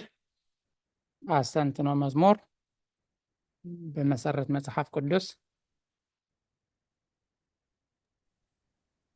أنا ده من إيش كزارة እግዚአብሔር ይመስገን እግዚአብሔር ይመስገን ዝተዘመረ ተማሃርና ብለና ማሕደራ ብናይ ቴሌቪዥን ሸካ ሕለፍ እንተኒሐ ኣብዚ ሃስታይ ኮይኑ እግዚአብሔር ይመስገን يا وانجيل يوحنس معرف كلتي أبقالاتي أبقالالي أبقالي كي قبل تكتب انت تكتب هذه أبقالي في بيتنا البرحنا يسوع كريستوس مرعى مستعدم زنبرة شيشاي أبت مرعى مستوجه عدينا قدس مريم እቶም ኣብኡ ዝነበሩ ወይ ንበር ተወዲእና ምስ በልዋ ንጎይታናን መድሓናን ኢየሱስ ክርስቶስ ምስ ተዛረበቶ ነቲ ዝነበሮ ነቲ ፅሩይ ማይ ናብ ወይኒ ዝቐየረ ኣምላኽ ብሓቂ ኣዝዩ ፅቡቕ ዝበለፀ ወይኒ ዝበለፀ ውራይ ብድሕሪ እኳ ሓሊፉ እቲ ቦዳስ ክና ይፈለጦን ነበረ ካበይ መትዩ እንዳበለ ነቲ ስኻስ ነቲ ፅሩይ ነቲ ሕማቕ ወይ ነቲ ዝኸፈ ኣብ ድሕሪ ምስ ተኸርክትፎ ምግባእካ ነይሩ እንተኾነ ንስኻ ግን ድሕሪ ታፅሚሕካዮ ዝጠዓመ ኢሎም ግን ካበይ ከም መፀ ይፈለጡን ኣዴና ቅድስት ማርያም ነቲ ዝጎደለ ናብ ወዳ ምስ ለመነትሎ ወዳ ከዓኒ ጎይታናን መድሓናን ኢየሱስ ክርስቶስ ከዓኒ ነቲ ዝጎደለ ኩሉ ነገር ኣሽሻየ ፀቢዕዎ እግዚኣብሔር መስገን ዝለመና ለሚናያ ናብ ወዳ ተቕርበልና ኣደ ስለ ዝኾነት ከዓኒ ክብሪ ንእግዚኣብሔር መስገን እዚኣ ናተይ ሓሳብ ኣለትኒ አሜን። ቃልዎት የስማዕልና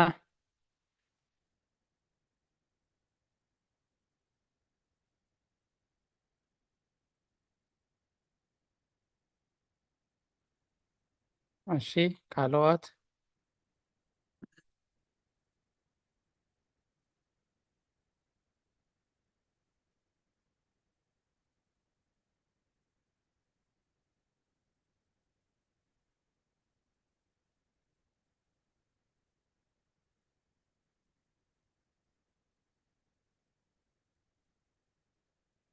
እዛ መዝሙር ከምዚ ክንሰምዓት ፀናሕና ብዛዕባ ናይ ድንግል ማርያም እያ ኣስተንትኖ ብመሰረት መጽሓፍ ቅዱስ እንተሃሊና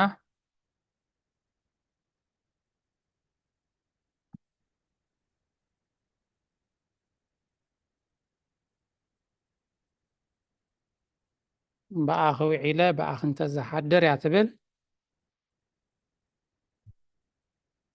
ደጋጊመ ስምክ እንተዝፅውዕ እንተዘመስግነኪ ብፅእቲ ኢለ ተትውድሰኪ ማለት እዩ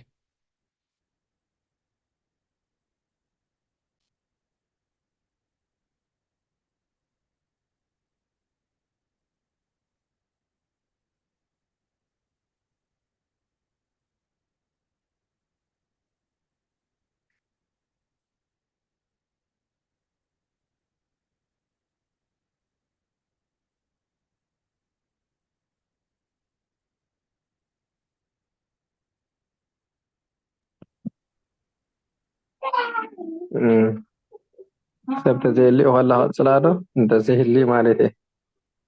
እሺ ቀፅል እሺ እግዚአብሔር መስገን ኣብ ናይ ሉቃስ ምዕራፍ 1 እውን ኣዴና ኤልሳቤጥ ዝበለቶ ቃል ሰላምታ ማርያም ምስ ሰምዐት እቲ ህፃን ኣብ ከርሳ ተሰራሰረ ንኤልሳቤጥ ድማ መንፈስ ቅዱስ መልኣ ብዓቢ ድምፂ እውን ዓዊላ በለት ንስኺ ካብ ኣንስቲ ብርኽቲ ኢኺ ከርኸርስኺ እውን ብሩኽ እዩ ኣደ ጎይታ ናባይ ክትመፂ እዚ ካባይ ኮነትለይ ከም ዝበለትና እግዚአብሔር መስገን ነቲ ህፃን ብጎይታናን መድሓናን ኢየሱስ ክርስቶስ ዮሃንስ መጥምቅ ኣብ ኣዴና ኤልሳቤጥ ኣብ ከብዳ ከሎ ብሓጎስ ከም ዝተሰራሰረ ከምቲ ኣዴና ኤልሳቤጥ ዝበለቶ ከዓ ኣደ ጎይታይ ናባይ ክትመፂ እዚ ካበይ ኮነለይ ከም ዝበለታ ንኩሉ ነገራትና ዝጥዕም ቤትና ንኩሉ ነገራት ኣደ ኣምላኽና ስማ ክንፅውዕ ኣደ ኢየሱስ ክርስቶስ ነቲ ፈልፋሊ ህይወት ነቲ ናይ ዘለኣለማዊ ዕረፍቲ ስለ ዝሃበትና ናባና ክትመፅእ ካበይ ኮነልና ከምቲ ኣዴና ኤልሳቤጥ ዝበለቶ ከምኡ ንብልካ እግዚኣብሔር ይደግፈና እዚኣ ሓሳብ ኣለትኒ ቃልዎት የስማዓልና ዲያቆን ግርማይ ሓውና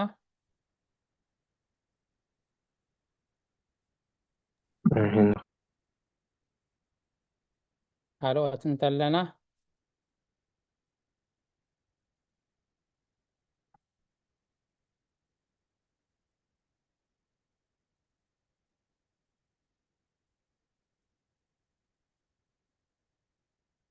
እሺ ምስ ጊዜና ክንከይድ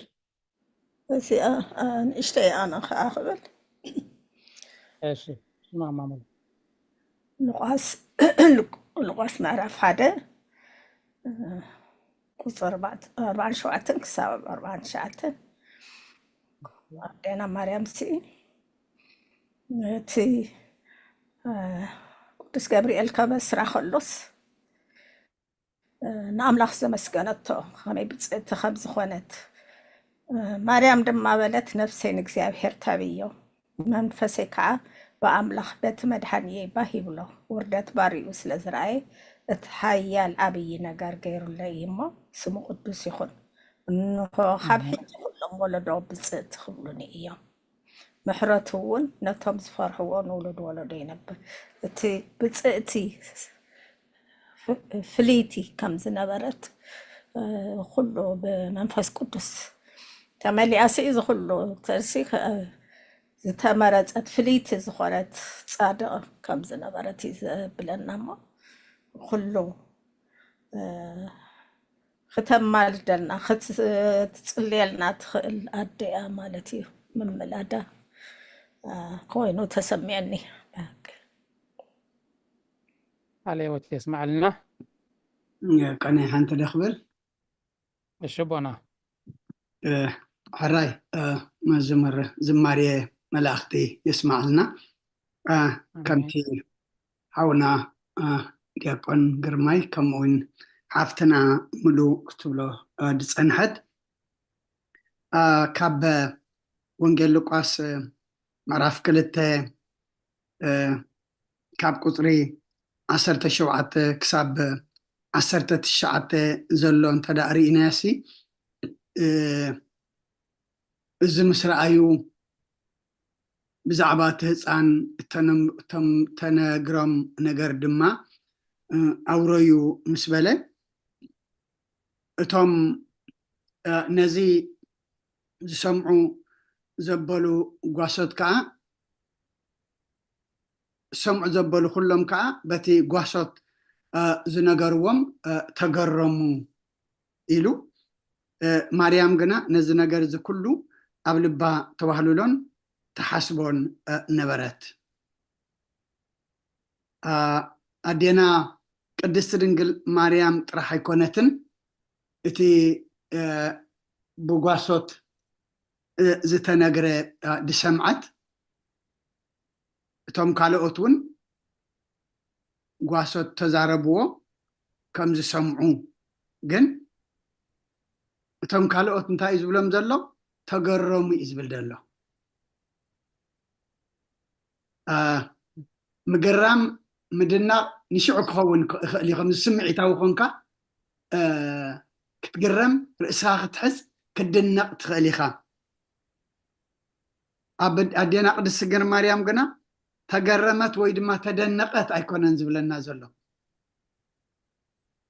ምድናቕ ንሽዑ እዩ ሽዑ ተደኒቕካ ሽዑ ተገሪምካ ውፅእ ምስ በልካ ትርስዖ ትኽእል ኢኻ ኣዴና ቅድስቲ ድንግል ማርያም ግና ነዚ ነገር እዚ ኩሉ ኣብ ልባ ተዋህሉሎን ተሓስቦን ድማ ነበረት ሎሚ ብኡ እንሰምዖ ንግረም ብዙሓት ኢና ንድነቕ ብዙሓት ኢና ግን ሽዑ ንሽዑ ድማ ንርስዖ ነቲ ዘገረመና ስለዘይንዋህልሎ ነቲ ዘገረመና ዘደነቐና ድማኒ ስለዘይነስተንትኖ ኣይንጥቀምን ማለት እዩ እሞ ዝያዳ ካብ ኣዴና ቅድስቲ ድንግል ማርያምሲ እቲ ዝንገር ቃል እንታይ ክንገብሮ ካብኣ ክንመሃር ከነዋህልል ዓቆርቲ ክንከውን ምክንያቱ ብሓደ እዝንና ሰሚዕና ብሓደ እዝንና ድማ ነንፍሶ እንድሕር ኮይና ከምዚ መሕለፊ ኢና ዘለና ቡምባ መሕለፊ ኮናን ክንከውን ዘለና ንሕና እንታይ ደኣ ነቲ ከምዚ ፅቡቕ መሬት ነቲ ማይ እዚ ከይሓልፍ ዝሰትዮ ንሕና ድማ ከምኡ ኢና ክንከውን ዘለና እሞ ነቲ ዝንገረና ቃል ኣምላኽ ነቲ ንሰምዖ ከነዋህልሎ ምውህላል ጥራሕ ደይኮነ ድማ ነቲ ዘዋህለልናዮ ብኡ ክንሓስብ ብኡ ከነስተንትን ክንነብረሉ ክንምርሓሉ መገድና ከነቕንዓሉ ብመንፈስ ክንዓብየሉ ክፉእን ፅቡቕን ድማ ክንፈልየሉ እዩ እሞ ዋይ ዝነበረ ስብከት ዝነበረ ቃል ኣምላኽ ኢልና ምግራም ምድናቕ ደይኮነሲ ነቲ ዝንገር ከነባህሉሎ ነቲ ነባህሉሎ ድማ ክንነብረሉ ክንሓስቦ ከነስተንትኖ ካብ ኣዴና ቅድስቲ ድንግል ማርያም ካብቲ ንመሃሮ እዚ እዩ ክብል ኢለ ንእሽተይ ሶሪ ታንክ ዩ ወዲ ኣለኹ ቃልዮት የስማዕልና ኣቦና ስለ ዝነበረና ናይ መዝሙርን ናይ ኣስተንትኖን ጊዜ እግዚኣብሔር ይኽበር ይመስገን ካብዚ ቀፂልና ድማ ብዛዕባ እዚ ክንመሃሮ ዝፀናሕና ኣዝዩ ደስ ዝብል ትምህርትን ንባብን እዩ ፀኒሕ እሞ እንታይ ኣስተንቲና እንታይ ተማሂርና እንታይ ዝውሰኽ ሓሳብ መግለፂ ኣለና ዲስካስ ክንገብር ናባኹም እዩ እቲ መድረኽ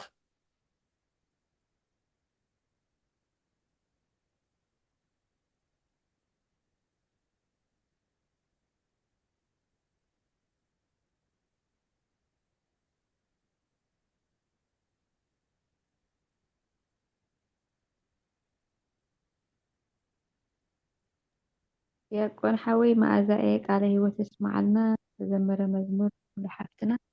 كم أنا زابير قبلنا كلهم أبوتات قلتوا أنا كاب زابير مثلا هذا ذهب كان ذنب كواس يشتي دستت كان كوا خافتنا عي ماتيوس إسران 4 ماتيوس شمونته إسران 4 عم ببياد بالكانس نعي حاسب زانيه I think دنقوي لسلداتو بزحيب بالقول إنه خا معبل نتاجالبا كسع زقولبا أبتي بحري عبيو من نواز كونه نسوقنا دك إسو نبره تبل إجزابير مسكن إجزابيرنا عيدك سنيو كم سب كوينوس لازم أسألنا نعنا خانة تمرتنا وينا رخيبية إياها مو أجي تي معبل ناي شجرات ناي متحال ناي معلاب كله السب سلزخونك تفرحي خامالتي جن أملاخ كله حجي مسانا خي نحنا بزتفال عليه معبلات نناوز علنا مالتي حجي زلنا ناي نوزن ناي ربشان ساعات إنا زلنا على ملئتي مالتي نانتهم كريستيان زخونا خي زي ناي قدن كخون سلزخونا أبتحف مالو أبتمهرو نامل مالو بس تسمع كله زلو معبلات طعم زينا يلن طعم ورا يلن كله ولا حتي أنا كريستوس مسانا سلزلو زي دكس أملاخ مسانا سلزلو نتن مهارو خمس خبلوات الحين قبل بناقيرنا تحجحفنا قدني كفت أميو انتي دقا نحنا تقولوا طرحات ديالنا زي دكس أملاخ كم زلو مسانا ولا كواش عدك إسو انت مسلوم ولا بقى انت تحلو تتلقي عميق زخانة بحري إجزابير كم زقاصات أرو أب سماين مدراين كله خا زسانو زيد لأملا ناتي بحرون مدر بداخ جورو كم زخل عند أمنان عند استنتنان نزي وريدو زلو بتجزية زمطون بتتصحف زمطون كخو كأنا جدا سلزخانة نزي نجرازي كخوني هيدا نحنا كنبلا زلنا زي دكس أملاخ زي تخس أملاخ قالو تخوني دبلوك كخوني مو بعزو كأنت بهوت هالينا كان رأينا أنت بهوت زي لنا خاط زي دكس أملاخ كله بعلو تزازمو يخنبل يقبأنا كم إلى يستند زين حمو عليه وتسمع لنا آمين عليه وتسمع لنا حلاوينا أي دكسني حلاوينا أي تاخسني ملكوت فتسيمو أي دكسنيو أي زنقعنيو كل جزء أفتحت تصلال أملاخ أفتحت حلوة أملاخ ينامو كبرن مسكان أملاخنا يكون عليه وتسمع لنا ماما مازا آمين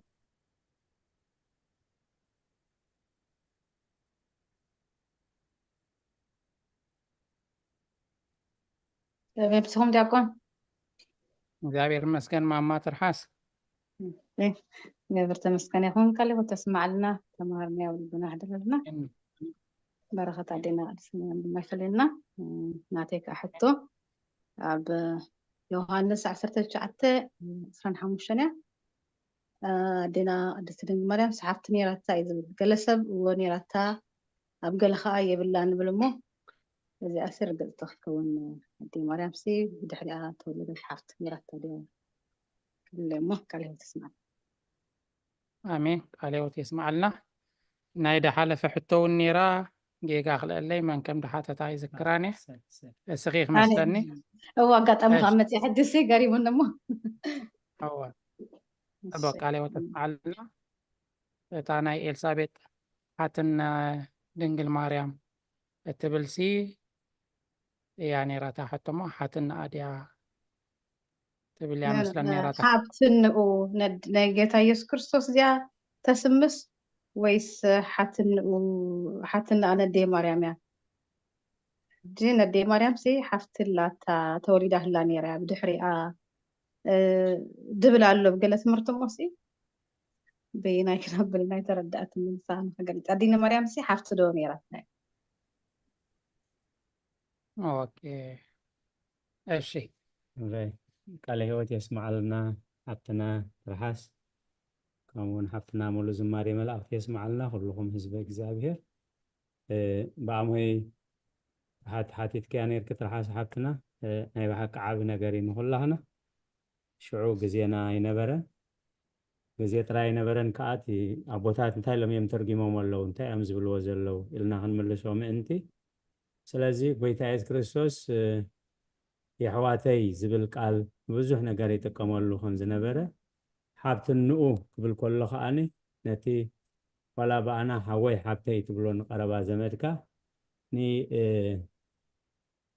ንዴና ቅድስት ድንግል ማርያም ሓብታ ኣይነበረታን ግን ነቲ ዝነበረን ናይ ቀረባ ዝምድና ክገልጽ እዩ ኣዲኡን ሓብትንኡን ኢልዎ ዘሎ ማለት ከምቲ ቅዱሳን ኣቦታት ገሊፆሞ ዘለዉ ግን ኣዴና ቅድስት ድንግል ማርያም ሓብታ ኣይነበረታን ውላድ ኣይነበሮምን እያጨ መሃናን ውላድ ስለ ዘይነበሮም ከኣኒ ውላድ ክንረክብ ኢሎም የማነ ፀጋም ኣይበሉን እምነቶም ኣጽኒዖም ችዳኖም ኣጽኒዖም ይጽበዩ ከም ዝነበሩ ብተስፋ ከዓ ኣዴና ቅድስት ድንግል ማርያም ከም መብፅዓ ከም ዝተዋህበቶም ድሕሪ 3 ዓመት ከዓ ንቤተ ኣምላኽ ከም ዘረከብዋ እዚ እቲ ቅዱስ ታሪክ ዝነግረና እሞ ስለ ሕቶኺ ንኩሉ ጠቃሚ ስለ ዝኾነ ቃለ ሕይወት የስማዓልና ኣገልግሎትኪ ይባርኽ ትርሓስ ሓፍትና ኣሜን ኣቦና ቀሪቡ ተስማዓልና እግዚአብሔር ኣምላኽ ዘብና ኣገልግሎት ይባርኽ ተረዲኣትን ቃለ ሕይወት ተስማዓልና ምናልባት ቅቡል እንተኮይኑ ቁርብ ክውስኽ እታ ጓል ሓፍትና ድበላ ከዓ ማርያም ስለ ዝኾነት ስማ ኣሕዋት እንተን ዝነብራሲ ንክልተ ካብ ሓደ ቤት ማርያም ኢሎም ኣይምፅውዕወን ስለዚ ንሳስ ሰይቲ ክልዮፓ ድኾኒ ወደ ከምዚ ሓውኡ ንቅዱስ ዮሴፍ ጓሉ ዝትኸውን ድብል ሓተታ ከዓ ኣሎ ምናልባት እዚ ቅቡል እንተኮይኑ ኣቦና ዝትዕገብሩ ክእሉ ብጣዕሚ ቃለ ሕይወት የስማዓልና ሓውና ዶክተር ክፍላይ ነቲ ሓቂ ዘረጋግፅ ጭብጥታት ሓብታ እንተትኸውንሲ ወለዲ ክልተ ሽም ንክልተ ደቆም ሓደ ሽም ክህቡስ ኣይክእልን እዮም እዚ እውን ሓደ ዓብ ነገር ዝኾነ ጭብጢ እሞ ቃለ ሕይወት የስማዓልና ሓውና ዶክተር ክፍላይ ኣሜን ቃለ ሕይወት የስማዓልና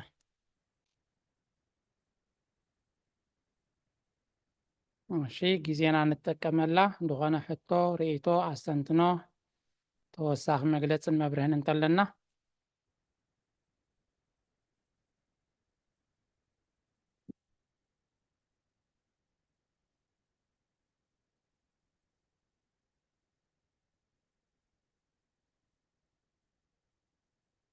እዚሎም ምስተነበበልና መለከቱን ስጋን ከም ዘይፈላለ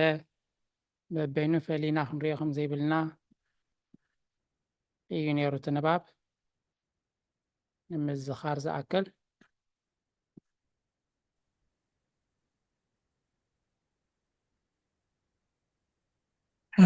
ኣነ ሓሳበይ ከካብ ክኽእል እየ ካልኦት እንተዘየልዮም እሺ ዶክተር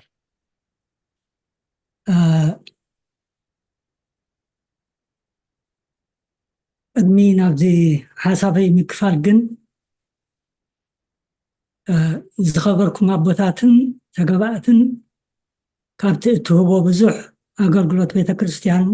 ሓደ ኣካል ነቶም ብስጋ ዝተፈሊናን ቤተሰቦምን ዝምልከት እዩ። ኣብቲ ግዜ ፅመ ፍልሰታ ብዘጋጠመ ዕረፍቲ ኣዴታት እግዚኣብሔር ንነፍስታተን ኣብ ኣፀደ ገነት የንብር፣ ነቶም ብትውልድን ብጎይታን ቤተሰብኩም ዝኾና ድማ እግዚኣብሔር ብምሉእ የፀናንዕኩም ክብል ፈቱ። ኣሜን። እምበር ናብቲ ናይ ሎሚ ትምህርትና እንተኸድና ተዋህዶ ክንብል እንከለና እንታይ ምዃኑ ብዝርዝር ገሊፁልና እዩ። ግን ኣነ ናብቲ ሓሳበይ ካካፍሎ ዝደለኹ ምስቲ ቅድሚ ጾመ ፍልሰታ ዝተነበልና ከተሓሕዞ ከም መበገሲ ግን ቁፅሪ 9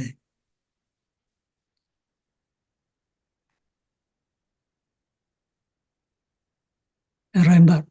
ቁፅሪ 9 ከም ኣቦኡን ከም ኣብ ከም መንፈስ ቅዱስን ጥንትን ፍጻሜን የብሉን እሞ ጥንትን ፍጻሜን ኣሎ ኢልካ ክንገር ከቶ ዘይከኣል እዩ። ነዚ ከዓኒ ምስቲ ናይ ቅድም ከተሓሕዞ ኢለ ስለዚ ናብ ምዕራፍ 34 ቁፅሪ 6 ክንከይድ ኢና።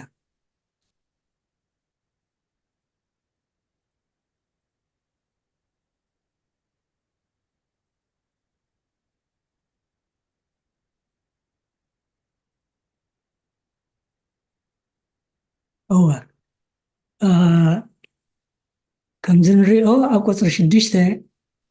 ከምኡ እውን ንወዲ እግዚኣብሔር 2 ልደት ከም ዘለዎ ክንኣምን ይግባአና እዩ። ንነዊሕ ግዜ እዚ 2 ልደታት ዝብል ትርጓሜ ንምርድኡ ንኣእምሮይ ይፅንክረኒ ነይሩ። ምክንያቱ ብናተይ ኣረዳድኣ ልደት ወይ ምውላድ ክበሃል ከሎ ምጅማር እዩ ዘመልክት። ማለት እከለ ወይ እከሊት ተወሊዱ ተወሊዳ ክንብል እንከለና ዝተወሰነ ናይ ትውልድ ቦታን ግዜን የመላኽት። ንልደት ጎይታናን መድሓኒናን ኢየሱስ ክርስቶስ ክንሓስብ ወይ ከንኽብር እንከለና ከዓ ነቲ ቅድሚ 2000 ዓመት ኣብ ቤትልሄም ዝተፈፀመ ኣዝዩ እፁብ ዘደንቕ ዕለት ኢና እነመልክት ዘለና። ትርጉም ልደት ነዚ ዝመስል ካብ ኮነ እሞ እግዚኣብሔር መጀመርያን መወዳእታን የብሉን ካብ በልና ከመይ ጌርና ቀዳማይ ልደቱ እንብል? ቅድሚ ነዚ ሕቶይ ንምምላሰይ ቁሩብ ካብ ኣርእስተይ ክወፅእ ወዲ ሰብ ብመንገዲ ስነ ፍልጠት ይኹን ካልእ ሞያታት ኣብ መነባብሮኡ ብዙሕ ለውጢ ኣምፅኡ እዩ። ንኣብነት ብኣገልግሎት ምሁራትን ክኢላታትን ኣሕዋትና ብመራኺ ብብዝሓን ሃይማኖት ኣበው ንምምሃር ንካፈል ኣሎና። ኣፍልጦ ምዕባለ ናይዚ ቴክኖሎጂ ንዝተወሰኑ ሰባት ድዋም እንተኾነ እውን ንምጥቕላል ዝኣክል እዚ ለውጢ ዝተረኽበ እቲ ዝተሓላለኽን ዘደንቕን ሓንጎል ሰብ ብዝሓሰቦ ብዝፈተኖን ኣብ መዓላ ዘተግበሮን ምህዞ ጥበብ እዩ። ሓንጎል እቲ ሓደ ኣካል ፍጥረት ብኣሰራርዑኡን ናይ ምሕሳብን ምውፋርን ክእለቱን ክሳብ ክንዲዚ ዘደንቕ ካብ ኮነ እቲ ብእኡ ኩሉ ዝኾነ ካብቲ ዝኾነ ዘበለ ድማ ብዘይብእኡ ዝኾነ ዘልቦ እግዚኣብሔር ወልድ ኣብ ሰብ ምሕዳሩ ተመርሚሩ ዘይብፃሕ እዩ። እምበኣር ንዓይ ከም ዝርዳእኒ ወይ ዝመስለኒ እቲ ቀዳማይ ልደት ዝብል ነቲ ካልኣይ ልደት ንምግላፅ ዝዓለመ እዩ። እቲ ካብ أدينا قدس دنجل مريم زتولد قويتانا مدحنان إيسوس كريستوس قدم زنبرة بسلطانو نسيقا تواهدو أب عالمنا ترائي تقلزي كمتي قدس يوحنس مهرنا دما قال بمجمرتا نبرة دمونا بيمنايو إذا قال دما أب أملاخ نبرة إذا قالون أملاخ نبرة إذا بمجمرتا أب أملاخ نبرة سلازي قداماي لدتو كمتي كالآي لدتو معاس أبي إلكا زحتة تلو زي كونس قدم زنبرة ولد حدا أكال سلاسي مخانو يزقلز سلاتي زعب أدري أني اللي نبخا ديكون عليوات يسمع لنا دكتور كفلاي صبو مغلطي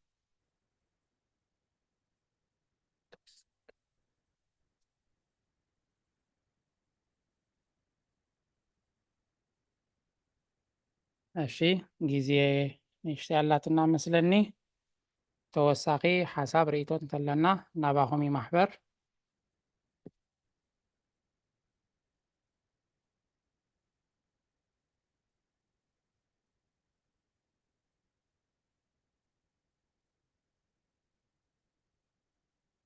ቃል ህይወት የስማዓልና ካብ ጉባኤ ክሳብ ዝዳለው ብሓቂ ሓውና ዶክተር ክፍላይ እቲ ዝግበር መጽናዕቲ ኩላህና ሰሚዕናዮ ኩላህና እንቢብናዮ ናይቲ ዝሓለፍናዮ ምዕራፍን ናይቲ ዘለናዮን ናይቲ ዝመጽእ ናተሓሒዝካ በቲ ዝተገልጸልካ ንኻልኦት ከዓ ምግላጽ ከመይ ጌርና ከም ንገልጽ ከዓ ኣብነት ምዃን ዓብ ነገር እሞ ናይ ብሓቂ እቲ ወልደ እግዚኣብሔር ዝፈትዎ ወደይ ክብል ከሎ ውልድነት ናይ ኣቦ ከምቲ ሓውና ዶክተር ክፍላይ ክገልጽዎ ዝኽእሉ መጀመርታን መወዳእታን ዘይብሉ ዘለዓለማዊ ከምቲ ፀሓይን ብርሃናን ከምቲ ካብ ብርሃን ፀሓይ ዝወፅእ ናይ እግዚኣብሔር ወልድ ውልድነት ካብ ኣብ ዘለዓለማዊ ካብ ኣዴና ቅድስት ድንግል ማርያም ግን ኣብ ምልኣት ዘበን ንድሕነትና በቲ ትንቢት ውሱን ከም ዝኾነ እሞ ወልደ ኣብ በመለኮቱ ወልደ ማርያም በትስብእቱ ክልደት ትልደት ብተዋህዶ ከበረ ትብሎ ካብዚ ናይ ቅዱስ ጎርጎርዮስ ዘኒሱስ መሰረተ እምነት ካብ መጽሓፍ ቅዱስ ኣብዚ ናይ ሎሚ ዝገለጸ ብንጹር ክገልጽ ከሎ ኣብ ተቀዳማይ ክፋል ብዛዕባ ካብ ናይ ሰሎሞን ጥበብ ዘምጾ ኣብ ተኻልኣይ ካብ ብዛዕባ ጥምቀት ጎይታ ኢየሱስ ክርስቶስ ይዝገልጽ እሞ ቃለ ህይወት የስማዓልና ሓውና ዶክተር ክፍላይ ከምቲ ሓውና ዶክተር ክፍላይ ግዜ ሂቦም ዝሓለፈን ዝመጽእ እንዳስተንተኑ ዝገልጹልና ዘለዉ ከዓ በብዓቕምና ንቓል እግዚኣብሔር ከምኡ ኸነስተንትኖ ናይ እግዚኣብሔር ቅዱስ ፈቓድ ይኹነልና ዘበና ኣገልግሎትኩም ይባርኽ አሜን አሜን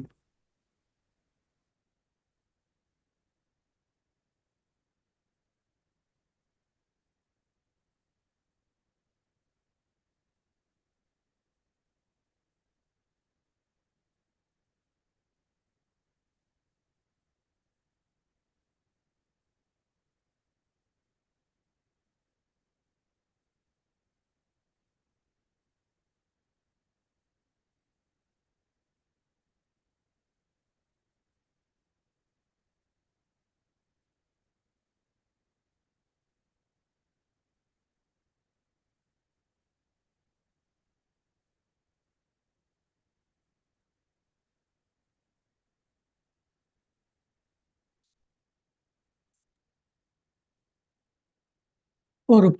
كم مقر خاني بزح دخل الله يبلين قلنا قصر 4 نتي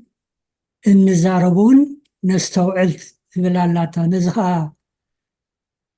مستيراوين ملكوتاون سلازخونه بزح سلازلو بتنقع سناي نجر كنزارب يقبأنا يزبل قدس غرغوريوس اب معرف 4 عليوات يسمع لنا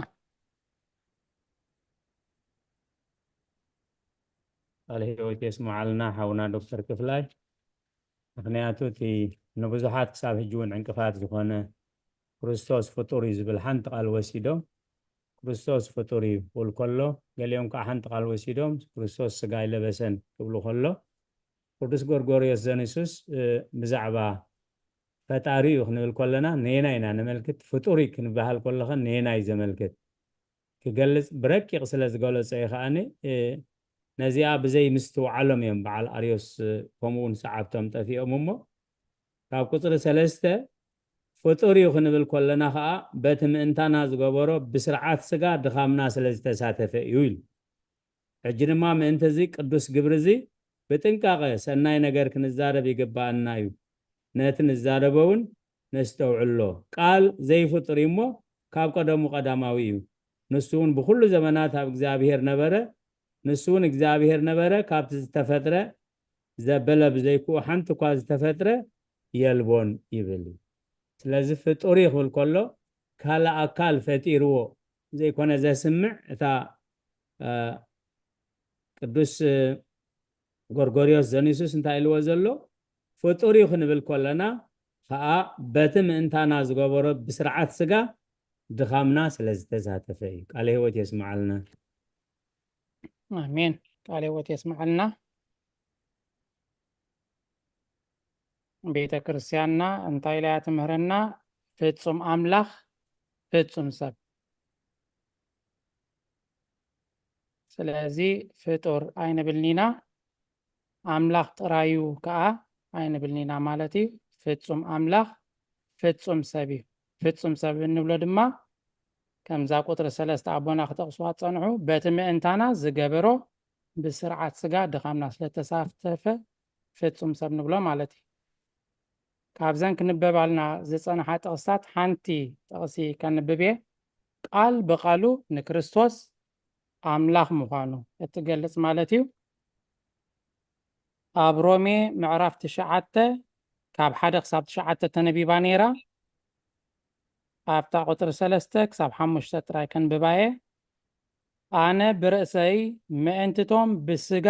ኣሕዋተይን ኣዝማደይን ውጉስ ኮይነ ካብ ክርስቶስ ክፍለ ምደለኹ ደቂ እስራኤል እዮም እሞ ውልድነትን ክብርን ኪዳንን ምሕጋግ ሕግን ምግልጋል ኣምላኽን ተስፋን ናታቶም እዩ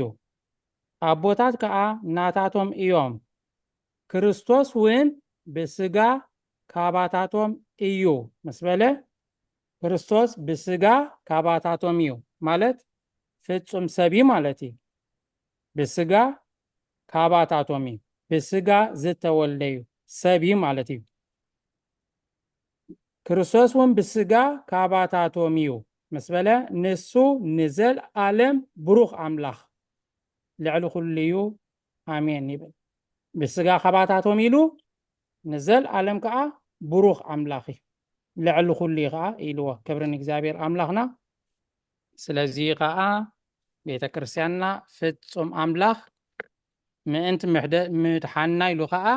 ፍጹም ሰብ ዝኾነ እትብሎ ማለት እዩ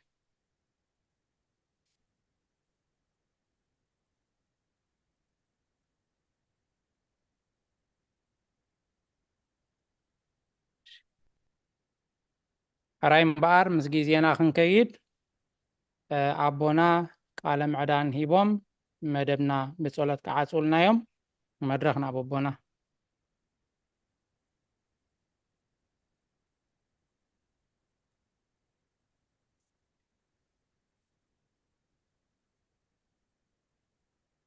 ራይ ዲያቆን መሐሪ ዘመን አገልግሎትካ ይባርኽ ሓሳብ ልብኻ ድማ ይስመረልካ አሜን ኩልኩም ተሳተፍቲ ናይዚ ጉባኤ ድማ እግዚአብሔር ጊዜኹም ይባርኽ ህይወትኩም ድማ ይሓሉ ዝያዳ ኩሉ ድማ ካብዚ ጉባኤ እዚ ገለ ቃል ወሲድና ንእምነትና መጽንዒ መገድና መቅንዒ ንወዳእን መወዳእታና ድማ መጸበቂ ክኾነልና እግዚአብሔር ንኹልና يحجزنا أبتا قصري أبكالا إكفال كوينا أبتا قصري 15 16 سي إذا حدا كلتا يكونن كالئ خا ود مريم أيكونن أبعت تولد خلا أيكونن سبت ببد سجدوا دما كالئ أيكونن زي تتأمكون كلا أيكونن تايدا بقو زتحجزكو فتودي إزئيو إزبل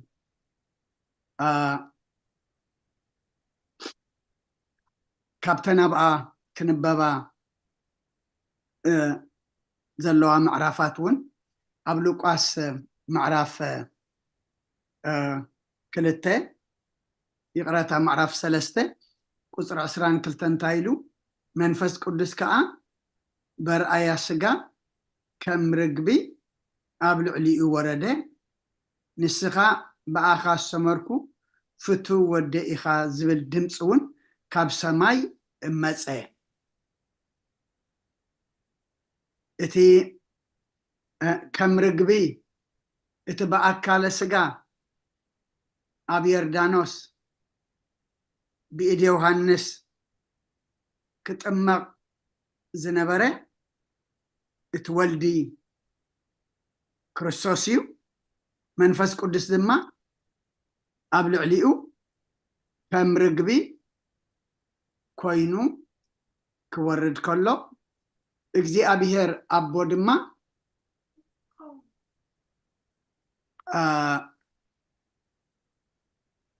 بعيني أي ترأين بقالجن بؤس مركو فتو ودي زي يزبل كابد سماي دما دمسي مسأي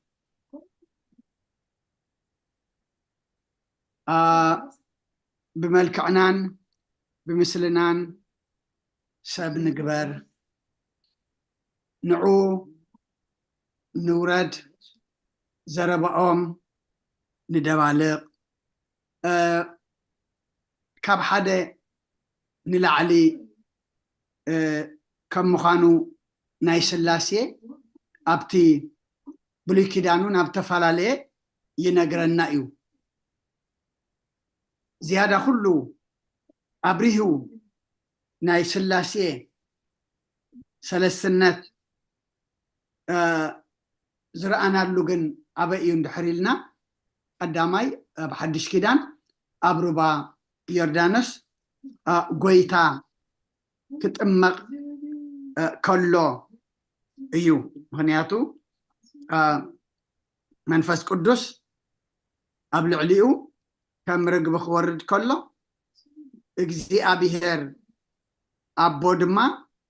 بدمس بقالو بؤس مركو فتو ودي زئيو نعوء سمعوا قبل كله إنا نريو حجي قويتا كنت أبصلت هايمانت كله بؤت فترة بجوكا عقنا أبزم درزل يخون ويساب سماي منم زتا فترة يلبون زبل أوانجل يوحنس معرف سلسته قصري 13 وانتا يزبلنا بجيكا كاب سماي زورده أب سماي ونزل ورد سب ناب سماي زديبه حدا كوا يلبون كاب سماي زورده أب سماي نريو إتنا أب سماي زديبه دما نسئيو أما إزي زمنا بزح مدانا قري زلوا أيو ود مريم ود يسيف ناكل تشح عمت قركا زقلت سحت مرتي الله أملاخنا جنا مودعتو مجمرتو زي فلت زي العالماويو كابز جميرو أبز وديون زي نبلو يو ملؤ بكل هي زنبرة زلو زي العالم عالم دما نخلو حليفو زنبر أملاخيمو بخمزي صنيعنا الشزبلنا إنا جبرنا كنبر دما እግዚአብሔር نخلنا يحجزنا أب أمنتنا دما يصنعنا تزمر مزمور زماري ملاخت يسمع لنا ملاحفتنا كلهم دما أبزي قبائي زلهم نتتوهبكم معرفات من بابكم نتا مزمور دما معرفات غيركم بمستنتان نخل زخون نخلنا زخون حسابات كتبوا زمسهم كلهم زمن أقلقلتكم يبارخ حكم وين حونا دياقون قرماي سلا تساتفنتك يغنيلنا زمن أقلقلتك دما يبارخ أمو كلنا مدبنا بصولتك نعصو حفن بل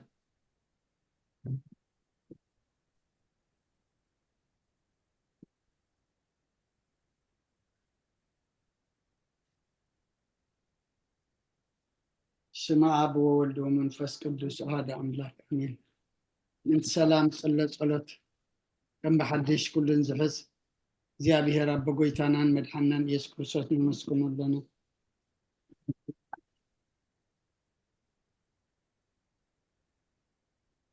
كم بحدش كل نزحز زيابي رب قويتانان مدحنان يسكر صوت من سلام نزحمت لكل زقنات قدس بيت كريستيان دمنا لنا قبل على هزبين مؤمنان بزح سلام كب وكل سلام سلطان زلو እግዚአብሔር አምላክና እዩ እንት ሰላም ጸልዩ ሰማያት ትነብር አቦና ስምካ ይቀደስ መንግስትካ ትምጻእ ባድካምታ ኣብ ሰማይ ከምኡ ድማ ምድሪ ይኹን ዕለት መግብና ለማህበልና ናን ዝበደልና በደሎም ከም ዝሓደግናሎም በደልና ንእሳና እንደገልና ወክፋድሕነና በረፈትና ይትእትወና ንግስትን ኃይልን ክብርን ዘለዓለም ናትካ ኢማ አሜን ወዝት የማርያም ብናይ ቅዱስ ገብርኤል መልአክ ሰላምታ ሰላም ለክለኹ ሕሊና ከድንግሊኺ ብስጋኹን ድንግሊኺ ደጃብሔር ጽባዖት ጎይታ ሰራዊት ሰላም ለክለኹ እስኺ ካብ ኣንስቲ ብርክቲ ኢኺ ፍረ ከርስኹም ብርኽዩ ወምልእተ ጸጋ እግዚአብሔር ምሳኺ እዩ ኦፍስቲ ደስ በልኪ ኃጢአትና ክሰሪየልና ነፍቲ ወድኺ ኢየሱስ ክርስቶስ ምእንታና ምሕረት ለምንልና አሜን ወንኩሉ እግዚአብሔር ልብነካን ማልደካን ኣለና ወንጉስ ሰላም ሰላም ሃበና ሊብካና ከሞ እግዚአብሔር አጥሬና ጸጋኻው ናፍሰልና ደክኸን ንፈልጥ ባዕዳ ኣምላኽ ይብልና ድስምካ ንሰምን ንጽውዕና ኣለና ኣብ ሰማያት ዘለኻ ንስኻ ሰላም ከዓብሊ ነፍሲ ኩልና ዓድር ኣብዚ ዓለምን ዝብል ማርያም ሰላም ሓሉ ኩሎም መራሕትን ሰበት ጽዳብ ንቅዱስ ስምካ ሰላም ኣቦ ኣብ ዙርያናን ዘሎ ምኳይንታት ዝሃብካ ምኽራብ ኣብ ምእታውናን ምፃናን ዘሎ ጎረቤትና ብኩሉ ሰላም ሓልዎም ጎድኦን ብቕንዑ ህይወት ክንነብርን ኩሉ ሰናይ ኣምልኾ ድማ ንኣኻን እግዚኣብሔር ምፍራሕ ብሕያውነት ክንርከብን ክርስቶስ ምስኡ ምስ መንፈስ ቅዱስን ምስጋናን ጽንዓትን ብኡ ዘለካ ሎምን ኩሉ ሰዓን ንዘለዓለም ዓለም ኣሜን ሓደ ኣምላኽ መሓረት ነባሃለ ኣምላኽ ረበለልና ሰዓት መዓልቲ ዝባረካልና ቅዱስ እግዚአብሔር ኣምላኽና ሰዓት ዘምሸቲ ኣድማ ባረኸልና ክንጅምር ዘነቓቕሓኸና ጀሚርና ክንፍጽም ድማ ዘይተፈለኸና ንስኻ ኢኻ እሞ ክብሪ ምስጋና ንዕኻ ይኹን ጸለናዮ ጸሎት ኣምላኽና ንስኻ ትሪኦ ንስኻ ትቕበሎ ኣብ ኣዛንካ ዝበፅሕ ካባኻ ድማ መልስኻ መልሲ ምሕረት ዘውህብ ግበረልና ክንምሃሮ ፀናሕና ቃልካ ድማ ንስኻ ኢኻ ክትዛረበና ፀኒሕካ እሞ ከምቲ ክንስማዕ ኢልና ዝጸለናዮ እስኻ ድማ ክትዛረበና ፀኒሕካ ኢኻ እሞ ክንሰምዓካ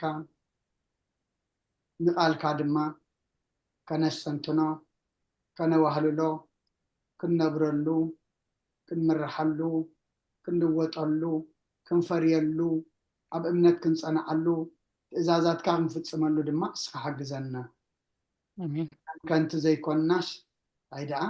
ኣብ ክንዲ 130 60 ሚእተናይ ፍረ እቲ ንመሃሮ ዘለና ቃልካ ፈረይ ትግበረና ኣብ ቅድሚካ ንክብሪ ከም ንኸውን ግበረና ቅዱስ እግዚአብሔር ኣምላኽና ኩሉ ናትካ ነገር ክቡር እሞ ንሕና ድማ ኣብ ክብሪ ከነውዕሎ እስኻ ሓግዘና እዚ ጉባኤ እዚ ኣብ ጉባኤ ቅዱሳን ዘፀምብረና ግበረና ከምዚ ንስዓኑ ድማ እግዚአብሔር ኣምላኽና ዕድል ሃበልና በረኸት ኣዴና ቅድስቲ ድንግል ማርያም ክፈለና ኣብ ሰማያት ትነብር ኣቦና ስምካ ይቀደስ መንግስትካ ትምፃእ ፈቃድካ እንተ ኣብ ሰማይ ከምኡ ድማ ምድሪ ይኹን ንዕለት መግብና ሎሚ ሃበና እና ንዝበደሉና በደሎም ከም ዝሓደግናሎም በደልናን ዓሳና እንደገልና ካብ ክፉኣት ኩነና እምበር ኣብ ፈተና ይተእትወና መንግስትን ሓይልን ክብርን ዘለኣለም ናትካ እዩ ኣሜን ኦዝቴ ማርያም ብናይ ቅዱስ ገብርኤል መልኣክ ሰላምታ ሰላም ለክለኹ ሕልና ከደንገል ይኸ ብስጋኹን ድንግል ኢኺ ኣደ እግዚኣብሔር ፅባኦት ኮይታ ሰራዊት ሰላም ለክለኹ ንስኺ ካብ ኣንስቲ ብርክቲ ኢኺ ፍረ ከርስኩም ብርኽ እዩ ኦ ምልዕተ ጸጋ እግዚኣብሔር ምሳኺ እዩ ኦ ፍስሕቲ ደስ በልኪ ኃጢአትና ክሰሪየልና ናብ ፍቲ ወድኺ ኢየሱስ ክርስቶስ ምእንታና ምሕረት ለምንልና ኣሜን ፍትሃዊ ስረይ እዚና ኣምላክና ወዳና ኢየሱስ ክርስቶስ ከኒከከና ሰራይ ኃጢአት ደምሳት ያበሳ ወልድ ደብሩ ከሳቴ ብርሃን أنتم أبي كانت وأبي ديكونات ولون سيرق الصنات ببسمكم كن فتانون صاني يرسينس كلون سمع زيو مهارنا كرسس من العصر تغرتي زيو مهارنا كسوس زيو مهارنا كسوس زيو مهارنا كسوس زيو مهارنا كسوس زيو مهارنا كسوس زيو مهارنا كسوس زيو مهارنا كسوس زيو مهارنا كسوس زيو مهارنا كسوس زيو مهارنا كسوس زيو مهارنا كسوس زيو مهارنا كسوس كمون بنت جزيتنا مريم مهارنا كرسس من العصر تغرتي بنت جزيتنا مريم كسوس بنت جزيتنا مريم كسوس بنت جزيتنا مريم مهارنا كسوس بنت جزيتنا مريم هنكسس بنت جزيتنا مريم هنكسس بنت جزيتنا مريم هنكسس بنت جزيتنا مريم هنكسس بنت جزيتنا مريم هنكسس بنت جزيتنا مريم هنكسس بنت جزيتنا مريم هنكسس بنت جزيتنا مريم هنكسس بنت جزيتنا مريم مهرنا كريستوس ጸጋ ጎይታና ኢየሱስ ክርስቶስን ፍቅሪ እግዚአብሔር አቦን